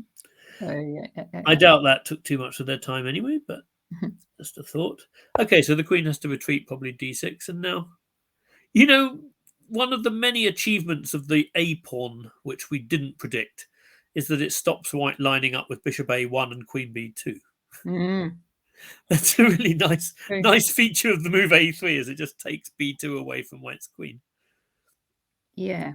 That's kind of quirky. I was just looking at knight d4, so that you can't take on there. Yeah, that's a nice thought. Oh, he did. He played it, actually. Oh, good. That's a very nice thought. Yeah, I was trying to figure out which retreat square you would want for the bishop, and it wasn't that obvious, so it's kind of a nice bonus if she doesn't have to retreat. So I guess if queen g6, then knight f5 anyway, yeah? That's what happened. Oh, is it? Okay, we'll see that. Anyway. I don't know if there's anything else, but... Yeah. Wow, this is really interesting. This is nice. I thought this started off as a quiet game, but it's turned into... I mean, white has really attractive-looking plans here, like knight d2 to h4, and the queen's starting to run out of plausible squares for... And also queen a1 and knight h6 check is a pretty plausible... I was looking at, knight h6 check is that... Because, so the rook has to move, right? Well, you want queen a1 to defend the bishop. Rook didn't move. Rook e8. Oh, wow. So that's kind of a tribute to Matthew's sacrifice. Yes. But okay, I see the point, because if you take on e7, then you probably have to exchange queen's next move, which is which is not exactly the end of the world, but it certainly isn't part of white's plan. Then the knight on b4 and the pawn on a2 suddenly becomes an interesting factor. So knight f3 looks like the attractive move to play here if you can. Is that not? Knight f3. He did not. He did actually... not. Maybe.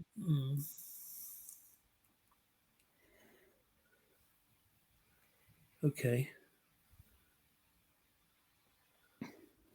Is there a good reason not to go knight f3? I guess there might be. So let's see knight f3. I mean, I'm very wary of black having this move d4 sometimes to open up, sack a pawn to open up that bishop, and suddenly there could be back rank ideas, which were not there before. Yeah. But who knows?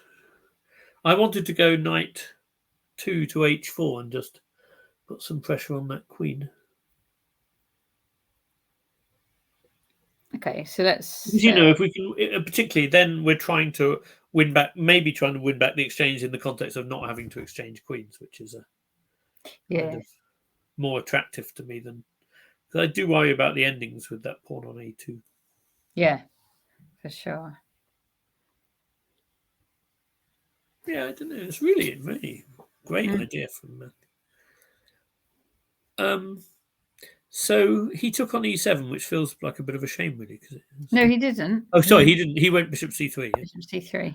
And this enables him to take on e7, I think, without then exchanging queens. But on the other hand, yeah, I don't know whether knight c6. So that's quite nice in a way, getting the knight away from that a2 pawn.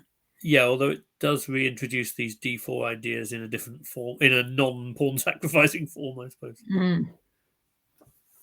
Does he have to cash in now? I guess that everything and the queen's actually came off as well.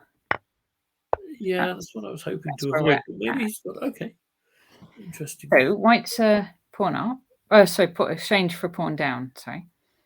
No, no, he's a pawn up. No, pawn up. He just won back the exchange, which is a good thing. He won back. Okay, so the move I guess you have to examine here is d4 would be the first move to look at. So d4 for black. Let's d4 seems to force bishop a1. Couldn't you? This might be. Couldn't you take that? D takes c3 is an annoying position took, I think. And then we take that.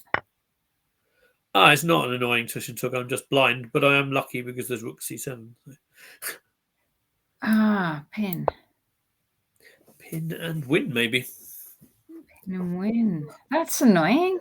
That is quite annoying, but it's not terribly surprising. But I think more after d4 bishop a1, it may be that d4 has just weakened everything. Right. It feels like a move black wants to play in some ways, but on the other hand, it weakens stuff. And now black could look at knight b4 takes a2 ideas, but I think it's putting an awful lot of onus on the a pawn to sort of queen or something. I don't sense that that's about to happen. But on the other hand, I'm not sure black has another move here. So you would take on d4, knight takes a2, and then there might be some exchange on b7 in the middle of it or something. But rook a1, rook a1, I think the a pawn is not really. Yeah, that saves it all, doesn't it? That just looks good. So maybe we can't go d4, but if we can't go d4, then I'm reasonably confident that white's at least somewhat better here. So, it looks like white's way up on the clock. Looks like black. Yeah, that's also good. Oh, sorry, not white. Black's way up on the clock. White's got. Yeah. 3 minutes 50.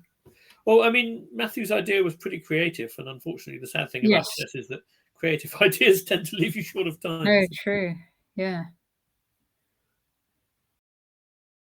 Yeah. Just an annoying thought. Is there any mileage to playing d4, bishop a1, knight e6 to defend the pawn, still using bishop takes c6 and the pin? Because I'm not entirely confident that with this passed d pawn and the potentially dangerous a pawn, I'm not sure that all the two piece against rook positions are going to favour. Not sure white can even reach one actually, because rook takes c1 is check. So if bishop takes c6, rook c7, or if rook takes, then takes, rook c7 would be a disaster for white. Yeah. If black can do this, then it improves his chances quite a bit, doesn't it? Because but white, I mean, I think there's no question of white being in danger because we can, for example, remove the a pawn with knight c4. Knight c4, yeah. So, or the chat's gone very quiet. Have we confused people, or have they just left? They're just falling asleep. Well, maybe they're asleep. It's a Saturday afternoon. What can you do? Or they're actually watching the football and the rugby. Yeah. Yeah. It's at least not a bad position for Matthew. I'm pretty confident of that. Yeah, it looks nice, doesn't it? Shall we have a quick look at Daniel Fernandez's game? Daniel on board 77.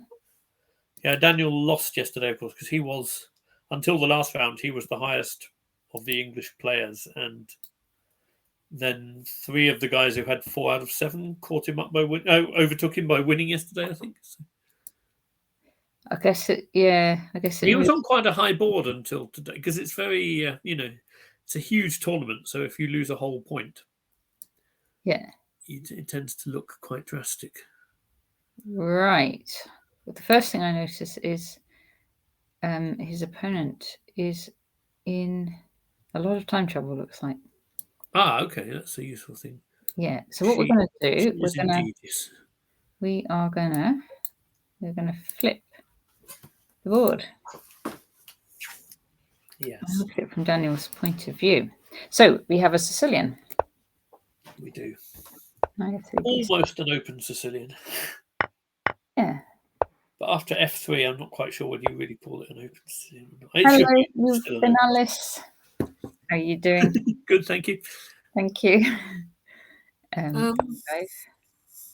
Yeah, this is kind of this for ages. This was the theoretical recipe, just to go E5 and D5, because White's going knight F5. Oh, sorry, not knight. Sorry, go E5 and D5. Sorry, White's going knight B3 to get D5 in before White can play C4. But then these endings that arise after Bishop G5 are a little bit controversial. And well, first thing to say is that E5 isn't everybody's taste, although it may be theoretically the most reliable.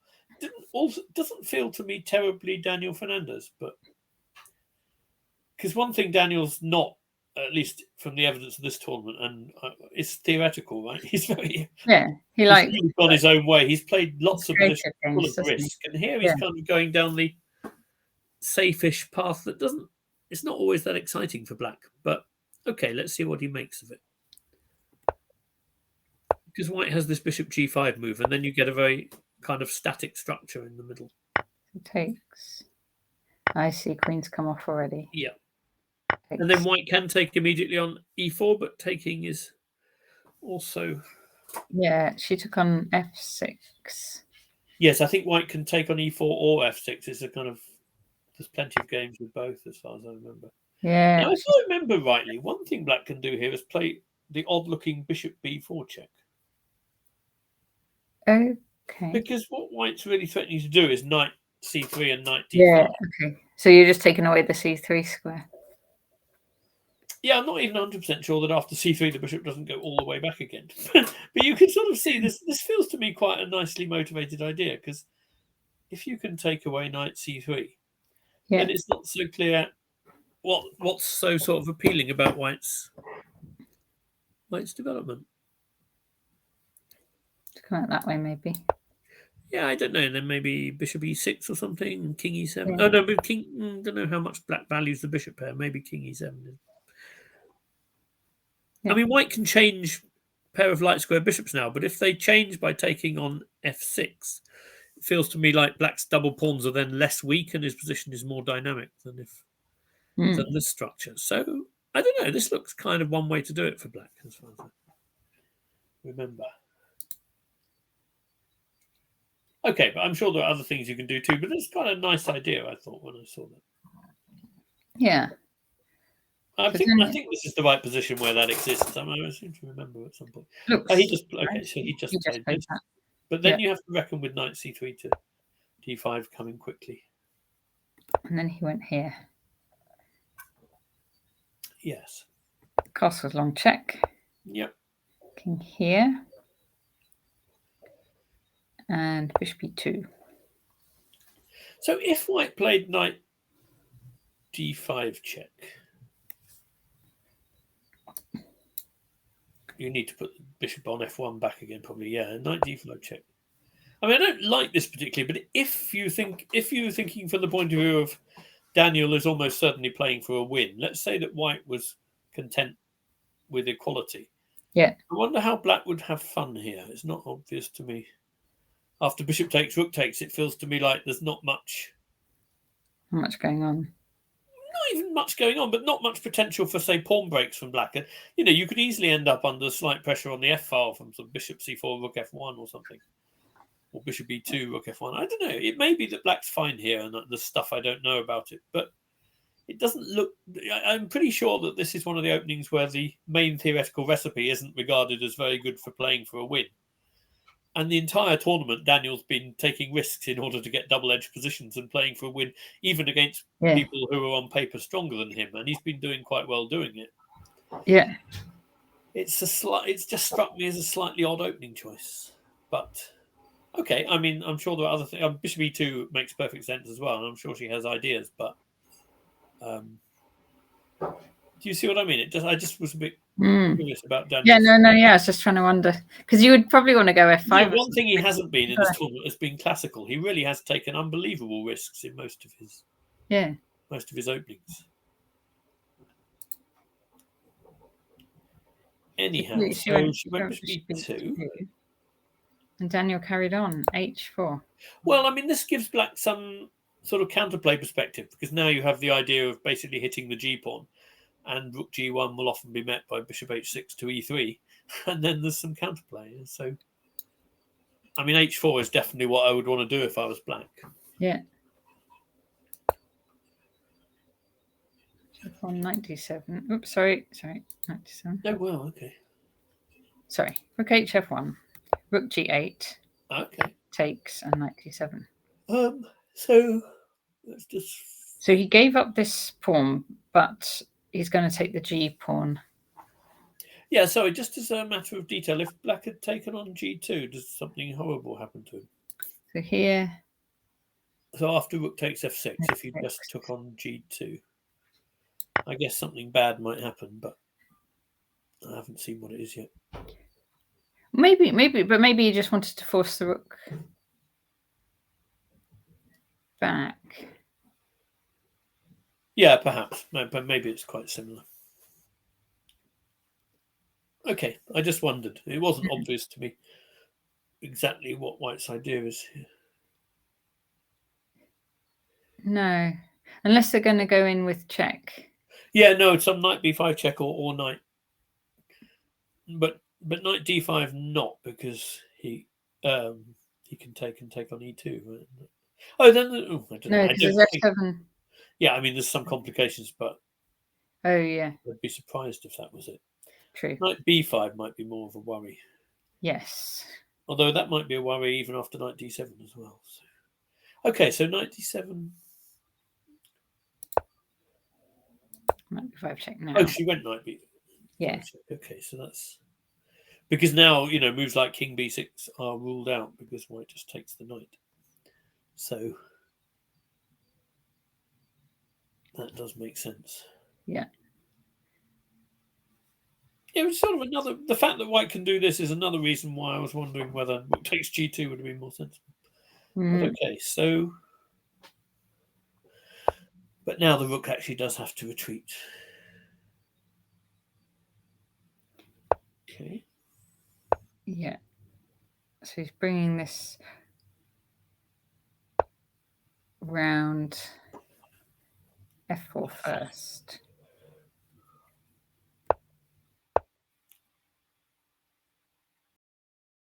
Takes.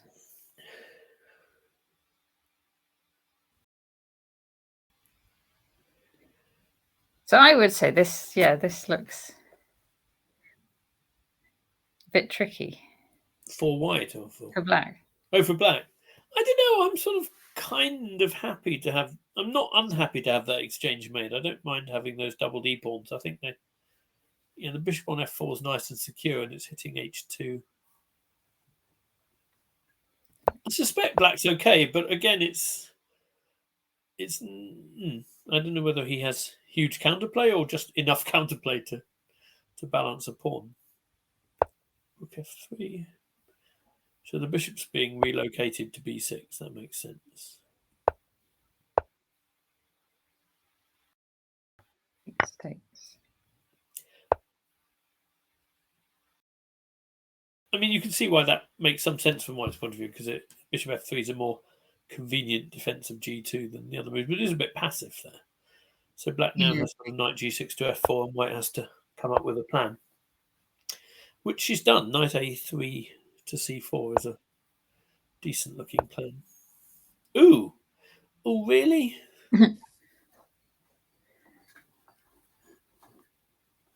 I mean, that may be okay. It's just so ugly. It's like...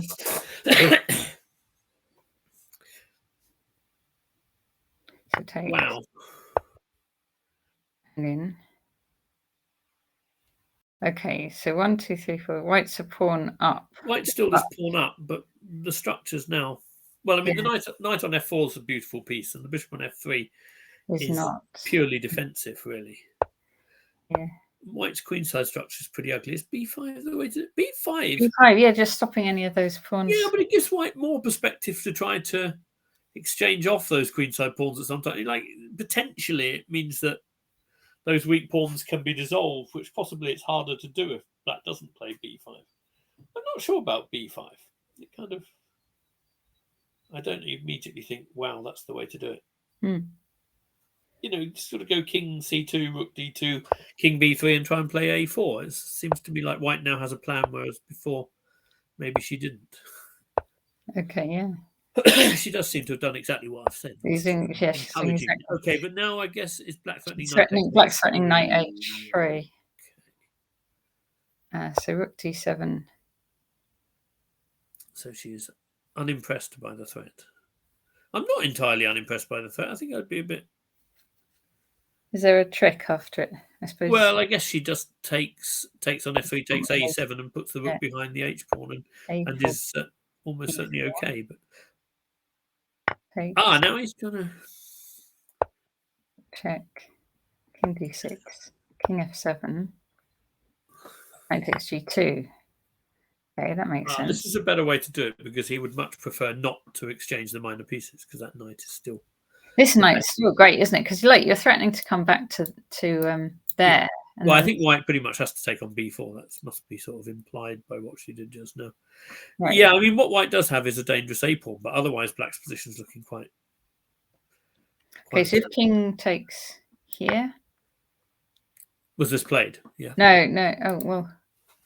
Oh, I don't know, actually. If it was played exactly exactly the same time. I said, what if... I think it is played, because her clock's ticking. Okay. Yeah.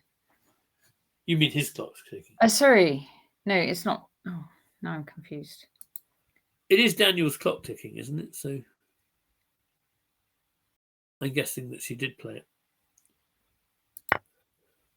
Well, she's certainly not in a position to hang around very much at the stage. Yes. Yeah. Yes, it is Daniel's clock ticking. So knight f4 would seem to pose some fairly tough questions. Yeah, I'm going to just put, if I put that move on the board as well. No, it shows it as if they played it. Okay. That's the trouble. It's not obvious which is us playing and which is them. Uh-huh. But I mean, White, it's difficult to see what else White could play, because knight e1 is such a big, and knight f4 a big threat. So White has to move off the sort of pin of the bishop. Yeah. Yeah, this looks pretty nice for Daniel now, I think. Yeah. All of his games have passed through a phase where I didn't much like his position before all of his wins have been... Maybe you just don't understand the way he thinks. No, but I also think that I think he plays with a very calculated level of risk. I don't think the positions that I haven't liked were objectively to be liked. I'm pretty sure that my my like of them, dislike of them was objectively correct. It's just that he's happy to take more risk than most players are, I think. And he's quite good at calculating it. But I also think he was a bit lucky in one or two games earlier. I think he took a level of risk where the odds were not in his favour, but he's very good at taking his chances. This looks great for him, though, yeah? I mean... Yeah. I don't think that a pawn is going to be... I can see routes back for the knight after knight f4, there's knight d3 check and moves like that. I feel sort of optimistic about Black's chances of causing as much trouble with the h pawn as she can with the a pawn. Right. I think let's hop back to Brandon. So let's see. Oh, Brandon has drawn.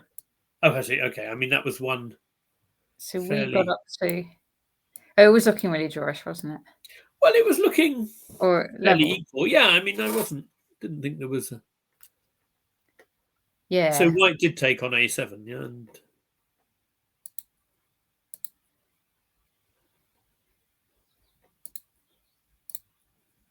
so yeah, so we had queen c4. This was exactly yeah. what We said black was pretty much threatening knight d5, so white kind of needed to take so on this a7. one, and this was what we thought was going to happen. Yeah, and then bishop So the e3, knight computer's d5. saying rook a8 instead.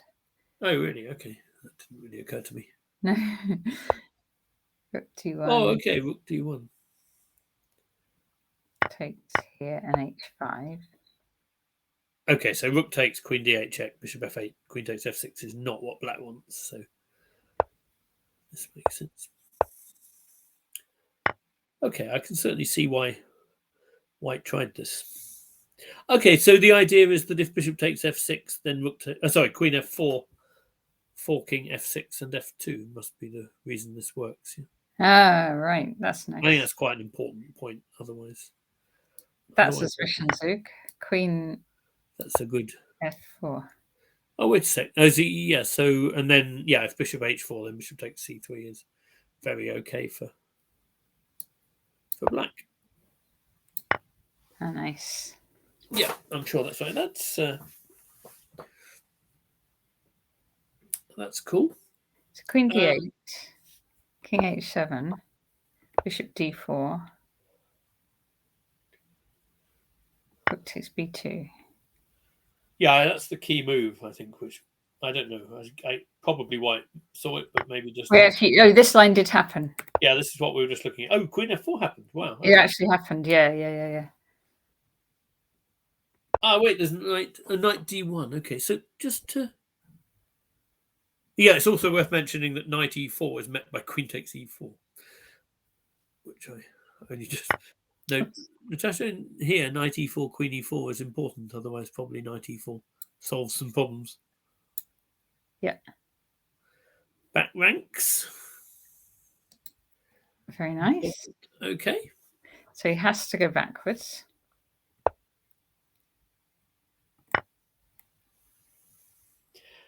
Kevin, part of it is because h5 is a really useful move to have in a lot of rook endings where otherwise white can squeeze a little bit more by getting the move g4 in. h5 is good for covering g4 in a lot of positions. Sort of rook and 3 v rook and 2 or rook and 4 v rook and 3, things which are maybe drawn, but white can still have a little bit of fun. h5 is often a useful move to stop. But in other endings too, probably. But sorry, what's going on there? This is it. That's the end. So so after knight d1, sorry, I got distracted by Kevin's question after knight d1. Knight d1. b1, yeah. Thanks for the follow, Chess Kid. Bishop takes f6. Yeah, sorry, and then yeah. Rook e8. So queen e8. Rook b1 takes, and then here, and that was where they agreed to draw. Okay. So what would the next moves be if they played? If they carried on playing, so the knight on d1. I was going to say it needs to move, but it can't move. It move. So, is there some clean drawing move? Yeah, I'm wondering about king g2, but King g2. I checkmate. Yeah, king g2 is what I was thinking. Then,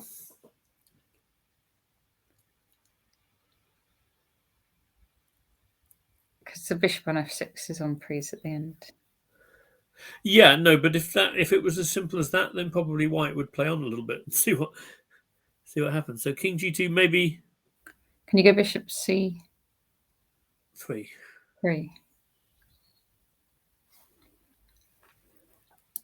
I don't know. I did wonder. Bishop c3. You've got possible rook e6 to worry about, perhaps. Oh. You definitely have a rook e6 to worry about because queen d5 check. I think there's just king h3 and there's no more checks. So yeah. That wouldn't be very good. No, that's definitely not why they agreed to draw.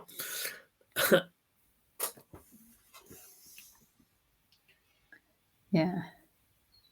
Maybe queen c6 check is the way to go. Yeah. Is king h3 not?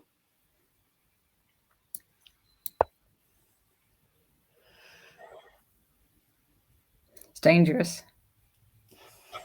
Yeah, but Because what if you're there? Oh, really? Okay, that's fun.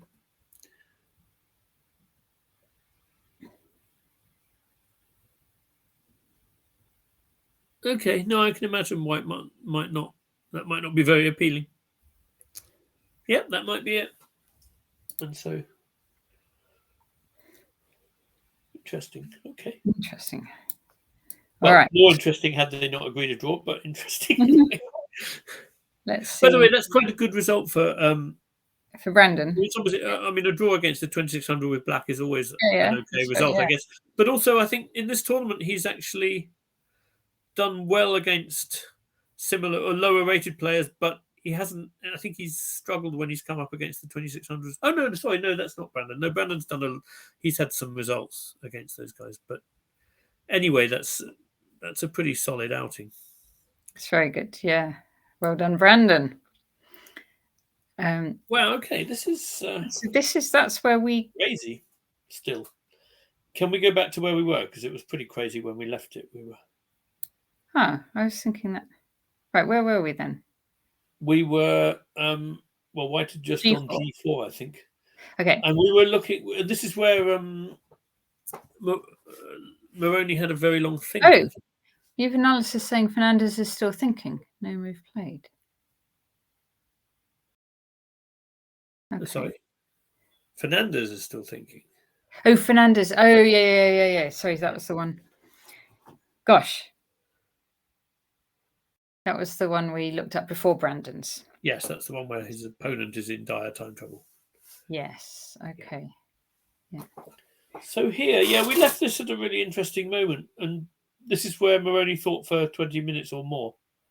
Mm. And what did he come up with? Queen d7.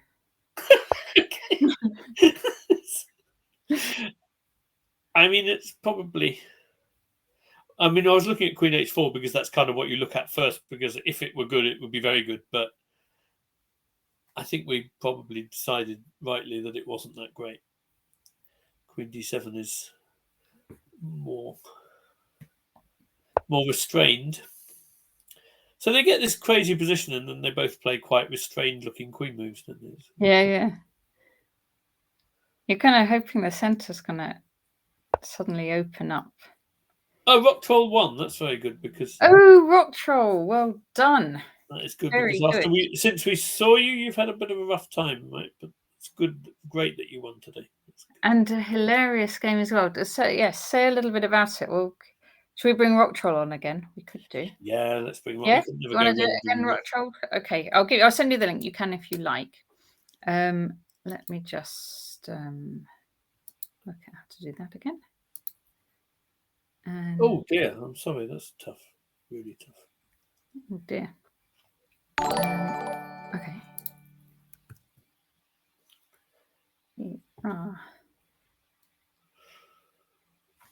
Thank you for the follow, Animal HK Streams. Right, Tristan, you have a stream link should you want to show off your game, your hilarious game. What got mentioned in Leonard Barden's column. Excellent. Okay, so let's whiz through these ones. Yeah, that sounds good. What's that?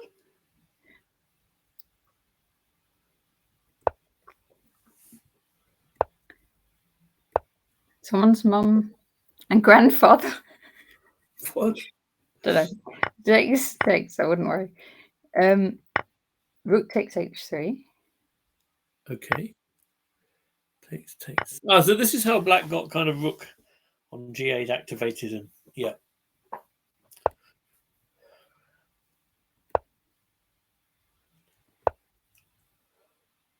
Aha! Rock Troll. Let's let you in.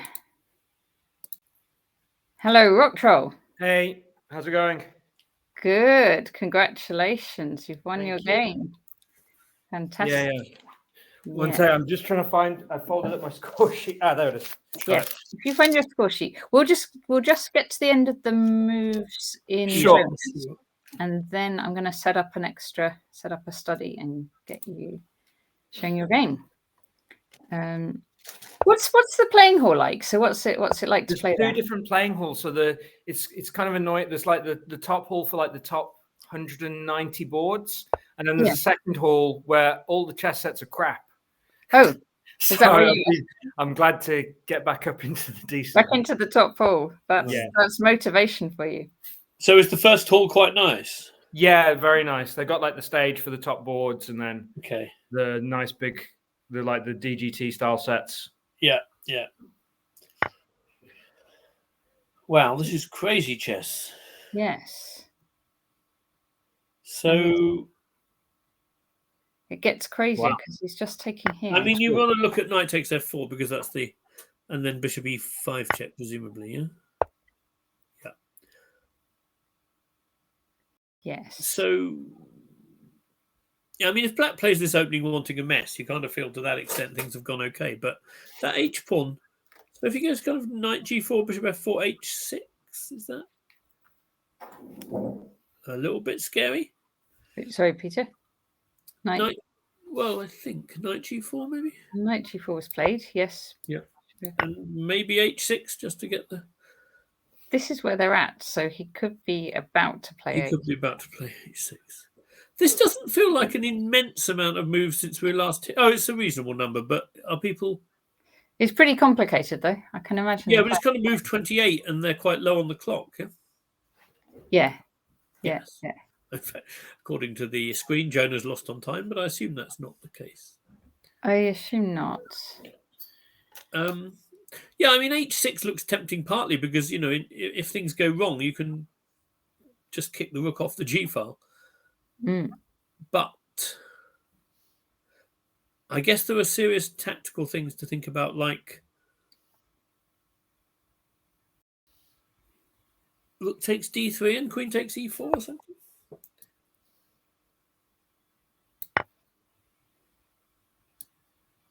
Rook takes. Oh, no, maybe queen takes. I mean, I'm not sure that queen takes it, then the g4 knight's hanging, right? Sorry, yeah. That was the hope. It was more of a hope than anything else. But so rook takes. I mean, h7 might be a move, but okay, let's look at this first. Oh, all right. Wait. Let's look at h7, actually. Okay, we can look at h7 first, if you like. That looks nice.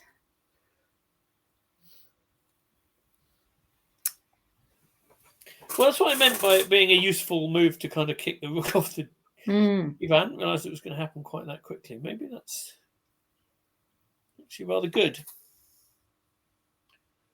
Yeah, because if you go rook h8, you can take here, and if they take that, you get knight f6. That is true. That was, yeah.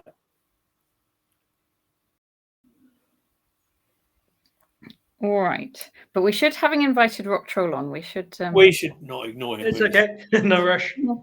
I'm just recovering from the game, so. Yeah. Okay. We don't want to give you time to do that. Okay. Let's do that one. Let's do. How do I do it? So I was white.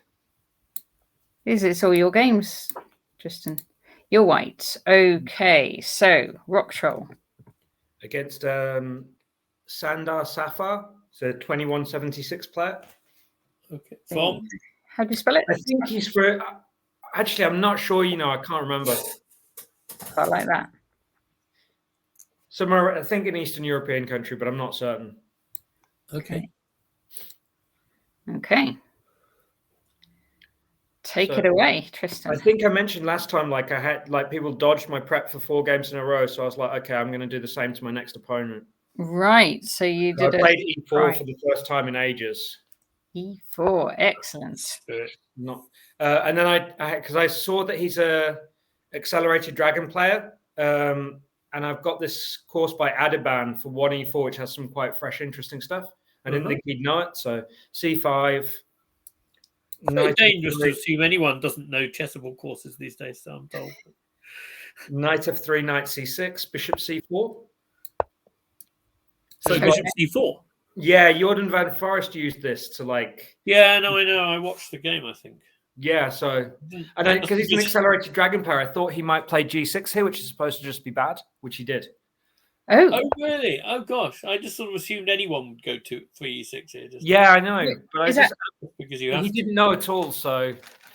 Why is it so bad? C3, is it? Castles and castles, bishop g7, c3. I was hoping it was going to be h4, but. And you're just going to come out here? Just c3, and then it's very awkward from where he puts his knight on g8. Yes. Right. So he played e6, which isn't mentioned by Adiban. But luckily, I had quickly checked this before the game, so I knew d4, cd, knight takes is important. Knight takes. Really? Yeah, I was a bit surprised by this, but the computer was adamant that this, and I checked it, and I guess, yeah, because ideas of knight b5 or knight takes c6 could be an idea as well. Okay, so black just goes knight ge7. Why is this so terrible? I'm not sure it's terrible, but I don't think it's a great position. I'm not sure. If he goes knight e7,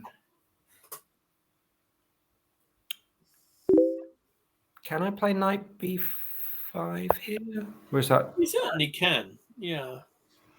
Maybe castle? And if I go d5, are you grabbing a pawn? I guess you are. Yeah, I'm grabbing a pawn with knight c7 right at the end. Yeah, I guess you are. I was Which hoping actually, yeah, then c3 is the right sort of solid formation for being a pawn up. So how's this take? Yeah, so take just bishop takes and queen takes and knight c7. No, knight takes first. I don't want to lose my queen, but I think this is just better for white. Yeah. Yeah, that's just better for white. But okay, so I won't go knight e7. I'll castle. go, if I go d5 first instead of knight e7. But then because one of the knights is. Oh, you mean knight? Do you mean knight takes d4, cd, d5, or d5 right away? I just mean d5 now. So d5 here. Do I just take?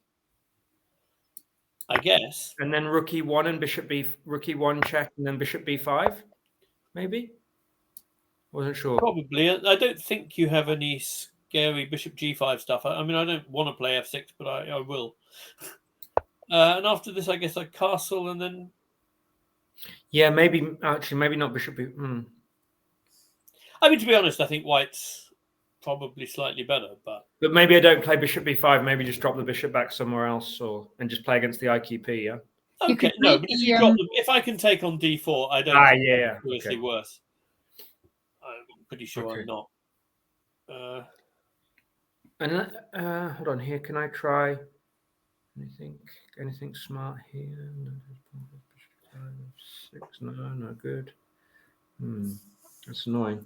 Yeah, this is a bit better than I thought. Maybe this would have been his best try. Well, maybe I'm sort of a bit torn about it. I can.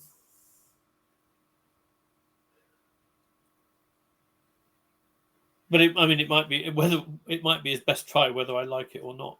Yeah, sure. Because what he played was definitely not good. No. Okay. Knight g7, knight b5, d. Oh no, is this what he played? D5. No, he didn't play knight g7. He played. No, this was just my first silly idea. Yeah. So he took on d4. Yeah. This I thought was going to be quite nice for you because then now obviously d5 isn't an option for it. So knight d4, cd, d6, and I've just got a really nice position there. It's just a dream kind of position. So you say obviously d5 is an option, and it doesn't look very appealing. But do you want to just explain why that's obvious, or what happens? I just thought because after d5, ed here, rook e1 was looking. No, d5 for black instead of d6. I think you meant, didn't you? Yeah. No, not d5 here. I didn't think d5 here was any good. Yeah. Yeah, I think you're probably right. But what were you intending? Just ed. Yeah. ed. Yeah. Rook e1 check. I think. Are you just hoping to stop me castle? Okay, I'll go knight e7. 97. Crowd saying Jonah's game has exploded. Oh, is it? Okay. So now maybe I can. Do I play bishop g5 here or bishop b5? Bishop g5, f6, bishop b5, bishop d7. Maybe you're getting away with that. I'm not sure. Maybe this isn't quite as good as I don't know. Yeah, you're going to be a bit better anyway, I think. I mean, one thing you could maybe do is, I mean, instead of bishop g5, one option might be to. Oh no, that doesn't work. That doesn't work. You can't do the stopping castles thing. Oh, you can do the stopping castles thing, maybe. Can you go bishop b5? Bishop d7, queen a4.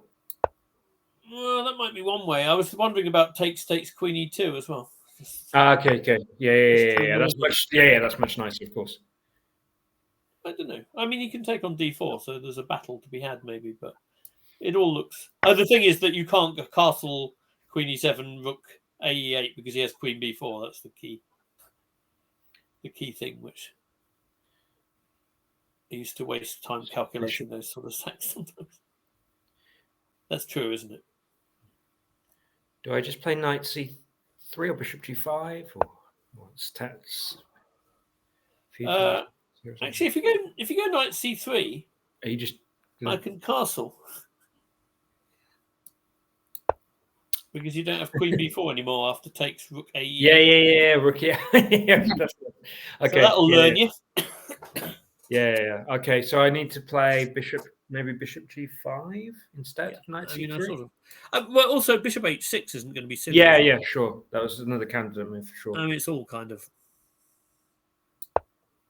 I mean, there's a slight danger with bishop g5. You give black a tempo for f6 and king f7, but yeah, true.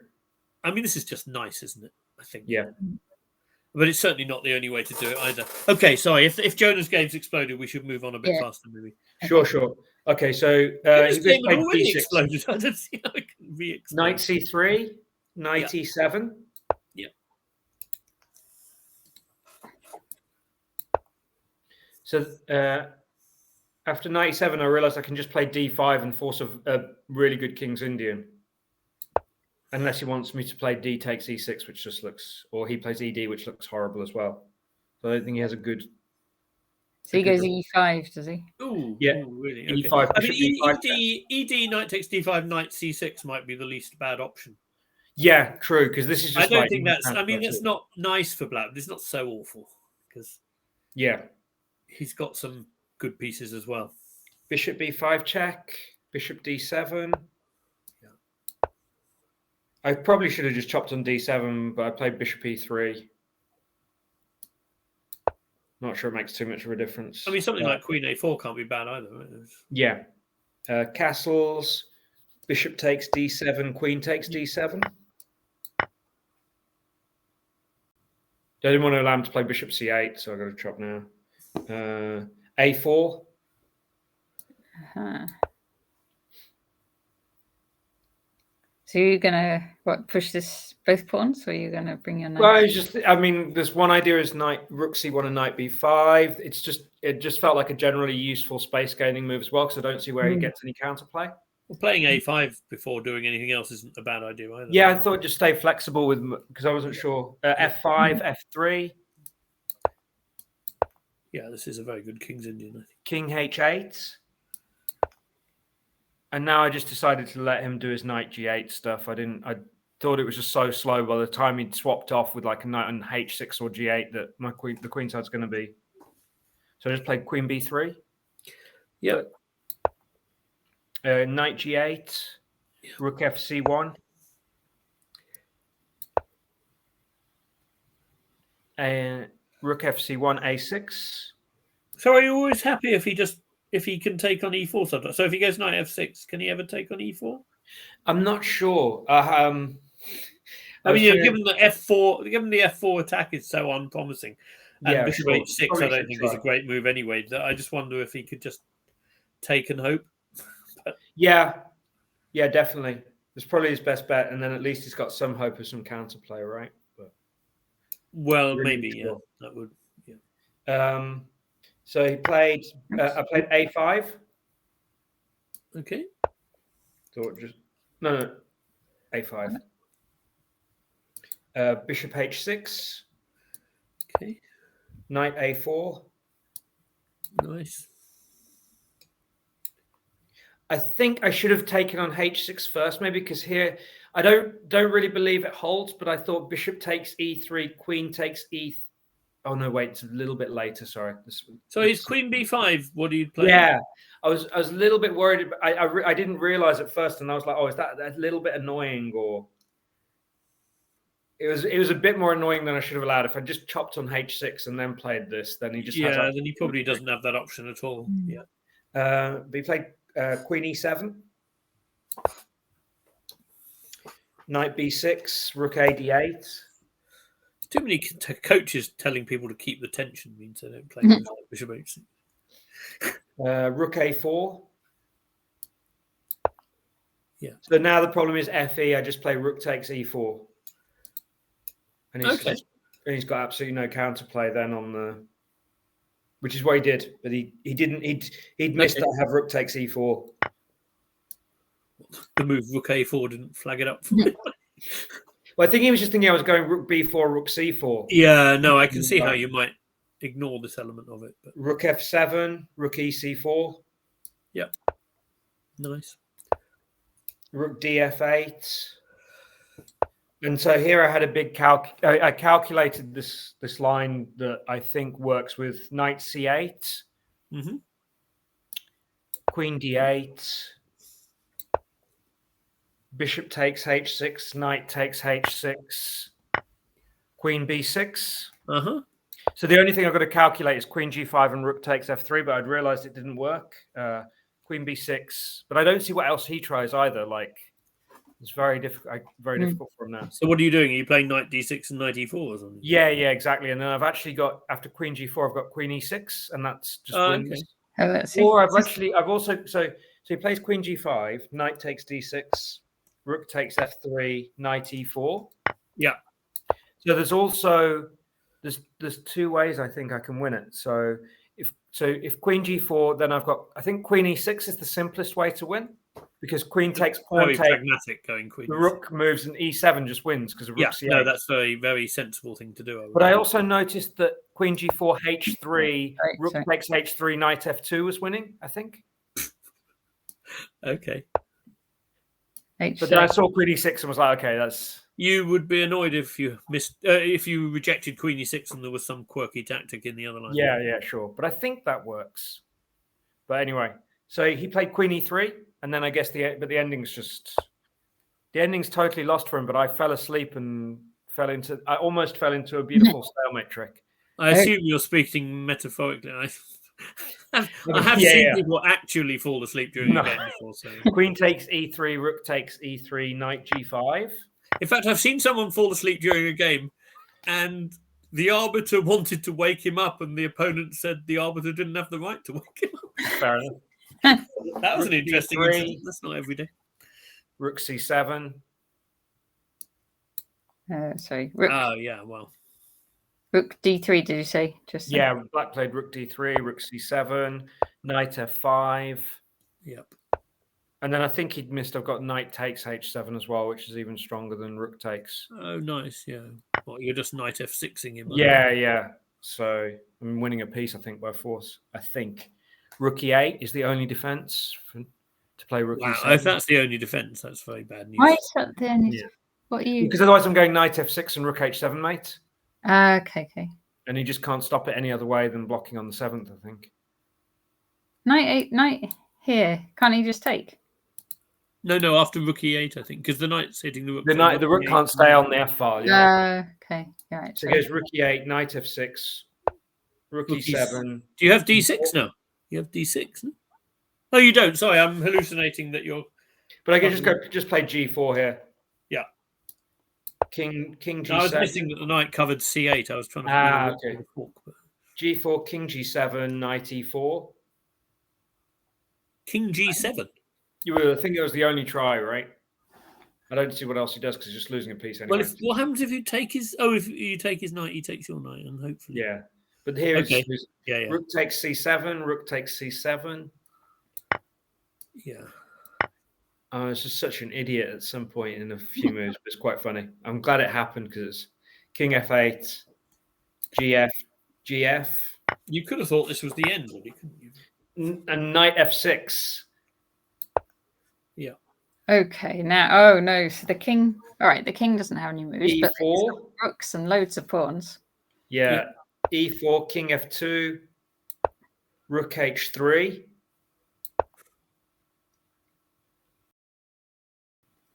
Rook takes B7. Thinking, okay, I thought I'll just grab the pawn rather than trying to be fancy or do anything else. And then E3 check, and I was like, okay, E3 check, King E2. F4. F4. And then I bashed out Rook H7. F3 check. And I was like, oh, is he just playing on out of pure spite? Like that, I hadn't even noticed this. Oh no. Oh, no. What? So King takes E3. F2. And Rook H6, yeah? King takes F2. No, sorry, not Rook H6. And King takes F2. And Rook H3. F3. Rook F3. Rook F3 check, but this isn't actually a draw. No. You just move your king. I go, so King E2, Rook E3, King D2, Rook D3, King C2, Rook C3, King B1. Well, do you just escape the checks on B3? Or? So not quite. It's No, sorry, you don't. You still got Rook A3. King check. B1, Rook C1, Yeah. King A2, Rook A1, King B3, Rook A3, King B4, Rook A4. Yeah, so you hide on D6, right? And then he can't take the D pawn because the knight takes. Is that right? King, yeah, nearly. Rook A4, King C5. I know, Rook he's got Rook C4. C4. He's got Rook C4, yeah, of course. Rook C4, King D6. Rook C6, King E5, Rook E6, King D4, and he resigns. Oh, his knight can take anything. Oh my goodness, Kristen. When he was doing all those checks, did he know he was going to lose, or did he? Yeah, he said. Well, he said afterwards he'd seen that I could get out of it, but because he'd had a really long think. Well, obviously he's got to do it anyway. And offered me a draw, and I almost took the draw, but then I thought, oh, I just noticed with the B2 pawn that I can run around. So there's not much incentive to take the draw because you can't. Yeah. Fail to draw, can you? So. Wow. Well, that was fun. Oh, that was funny. The end game there. Yeah. Good stuff. But well done. Well done Thank again. Okay. Right. I'll watch you both analyze the Jonah game then. Okay. Thanks very much for joining. Thanks a lot. Good luck. Good luck. Bye. Thank you. Bye. Okay. So let's just have a quick look at Jonah's next. Jonah, yeah. Yes, board 50. We know that. Well, we're promised an explosion, so. Yes. Okay, board 50. Here we are. Oh my goodness. So let's see where we are at. Oh, bit of a spoiler there. So do you want to see? We'll just quickly see where we got to. So yeah, we got to H6. That's where we got to, I think. Oh, that's what I was suggesting. So E5. I hadn't noticed E5 was legal. E5 is quite a sensible move, I would have thought. If you H7. can do it. H7, look H8. F1. E5. Rook takes. Oh. Okay.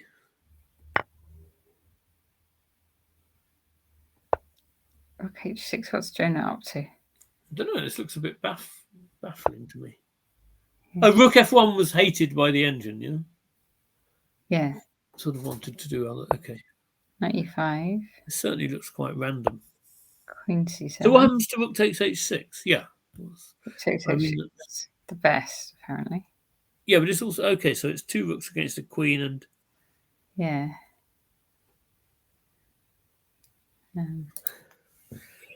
Well, and I think, and crucially, white. Well, the important thing is that white can't play E5, right? Because then he would lose a queen. So it still looks. Oh, yeah. That's where they get to. Is that really okay? But that's a bit weird. Can you just go back? So in that line, after the exchanges of the pieces, so after bishop takes c6.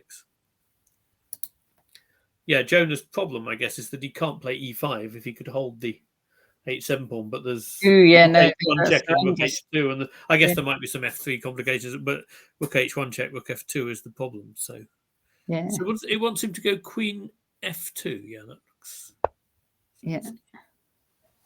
Yeah. Okay. Doesn't exactly answer all questions. I mean, there's rook g6 check in this position. Doesn't look that terrible.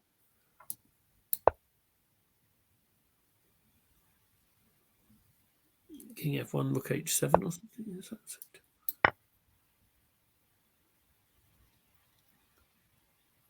Check and king e8. I don't know, something. Or anyway, it looks like a game, doesn't it? Yeah. Anyway, okay, that's clearly that was the thing for black to try, I would have thought. So let's see what they did. Wow. Oh, it's all good stuff. This is. They're repeating, but then Only one. No, he's just gaining time on the clock. That's move 40, so it's a mighty sensible repetition, I would have thought. Oh. bishop c4 check. That does not help his case, giving bishop c4. d6. Queen takes h6 check. Oh, and it's mate on e6. Well, that's glorious. So but king d6 was also quite bad, I guess. I mean, king e6 may be very disastrous, but white is winning anyway. Well, that's a good win then from Jonah. That's a very good win. Like I said in the opening, I mean, okay, it got messy in the middle, but I really think black pushed the boat out too far with his for sure opening. And I still think that Jonah could have done this e5 idea in the opening, but the whole thing, I mean, there are ways of avoiding theory without going that nuts, I think. Yeah. But of course, it's easy to say that once. Oh, I suppose I said it before he'd won, but it's always a matter of judgment, and sometimes, of course, these things work. But that's a great win for Jonah. Now he's up in contention, actually, because there were 23 qualifying spots for the World Cup, and there were some good prizes as well. Okay, and he was on. If you get, well, he's now on +3. He's on 6 out of 9. That's in the sort of territory you need to be in contention. And if he wins another game, then he probably halves out in the last round because most of the players who are going to qualify do. So yeah.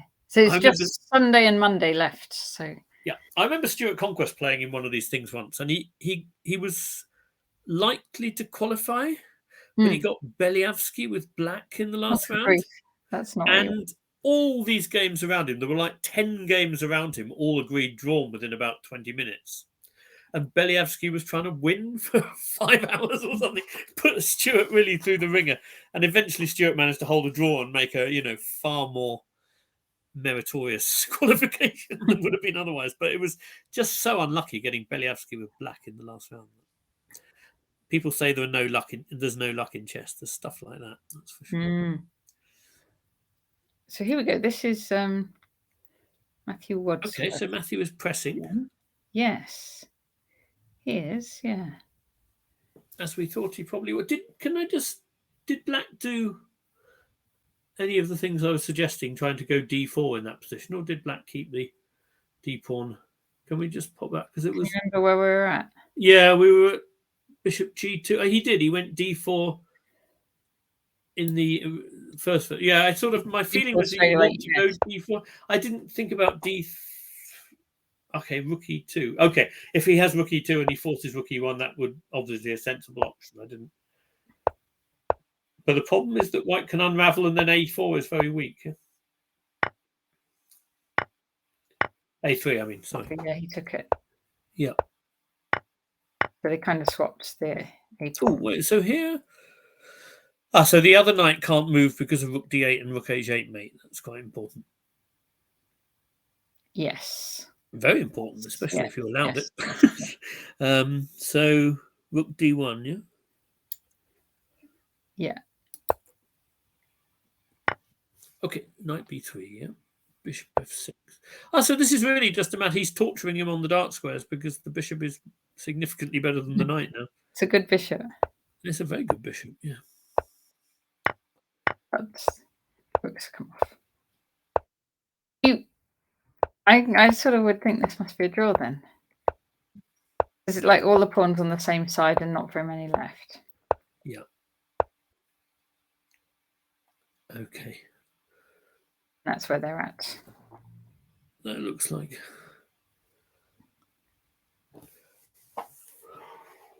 Okay. Let's drop in on Daniel's as well. So he's board 77. Oh, I mean, I think it's quite hard to judge at speed, but it's at least Matthew is the one pressing quite hard, I think.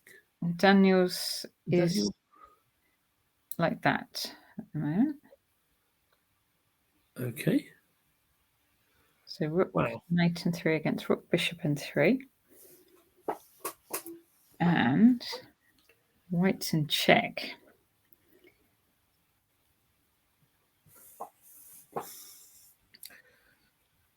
So if king b6, we could probably have rook a4 maybe. Yeah.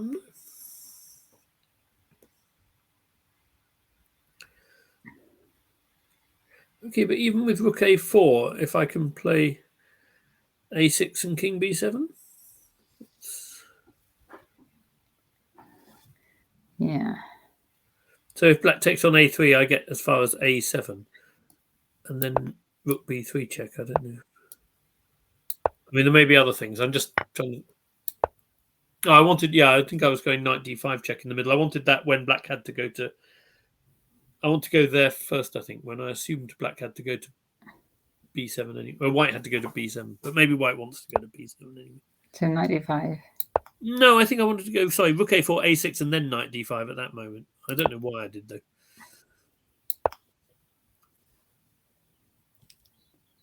Yeah. King b5. Oh, then king b5, black has the option of an immediate draw if he wants, if he wants it, but king b7 I was thinking about. And then rook b3, rook a3, then I would go possibly a7 and see what happens next.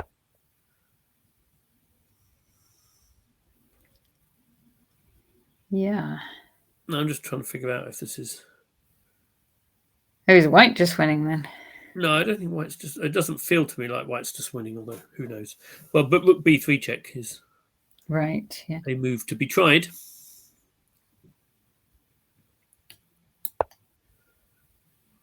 And then king a8 loses to knight c7 check, I'm pretty sure.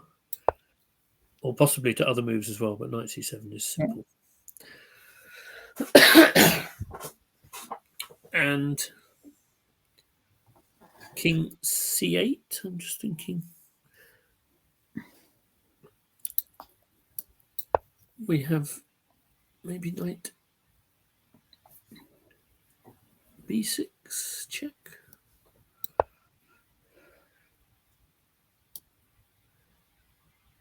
And then if king d8, then we would have something like rook c3 perhaps.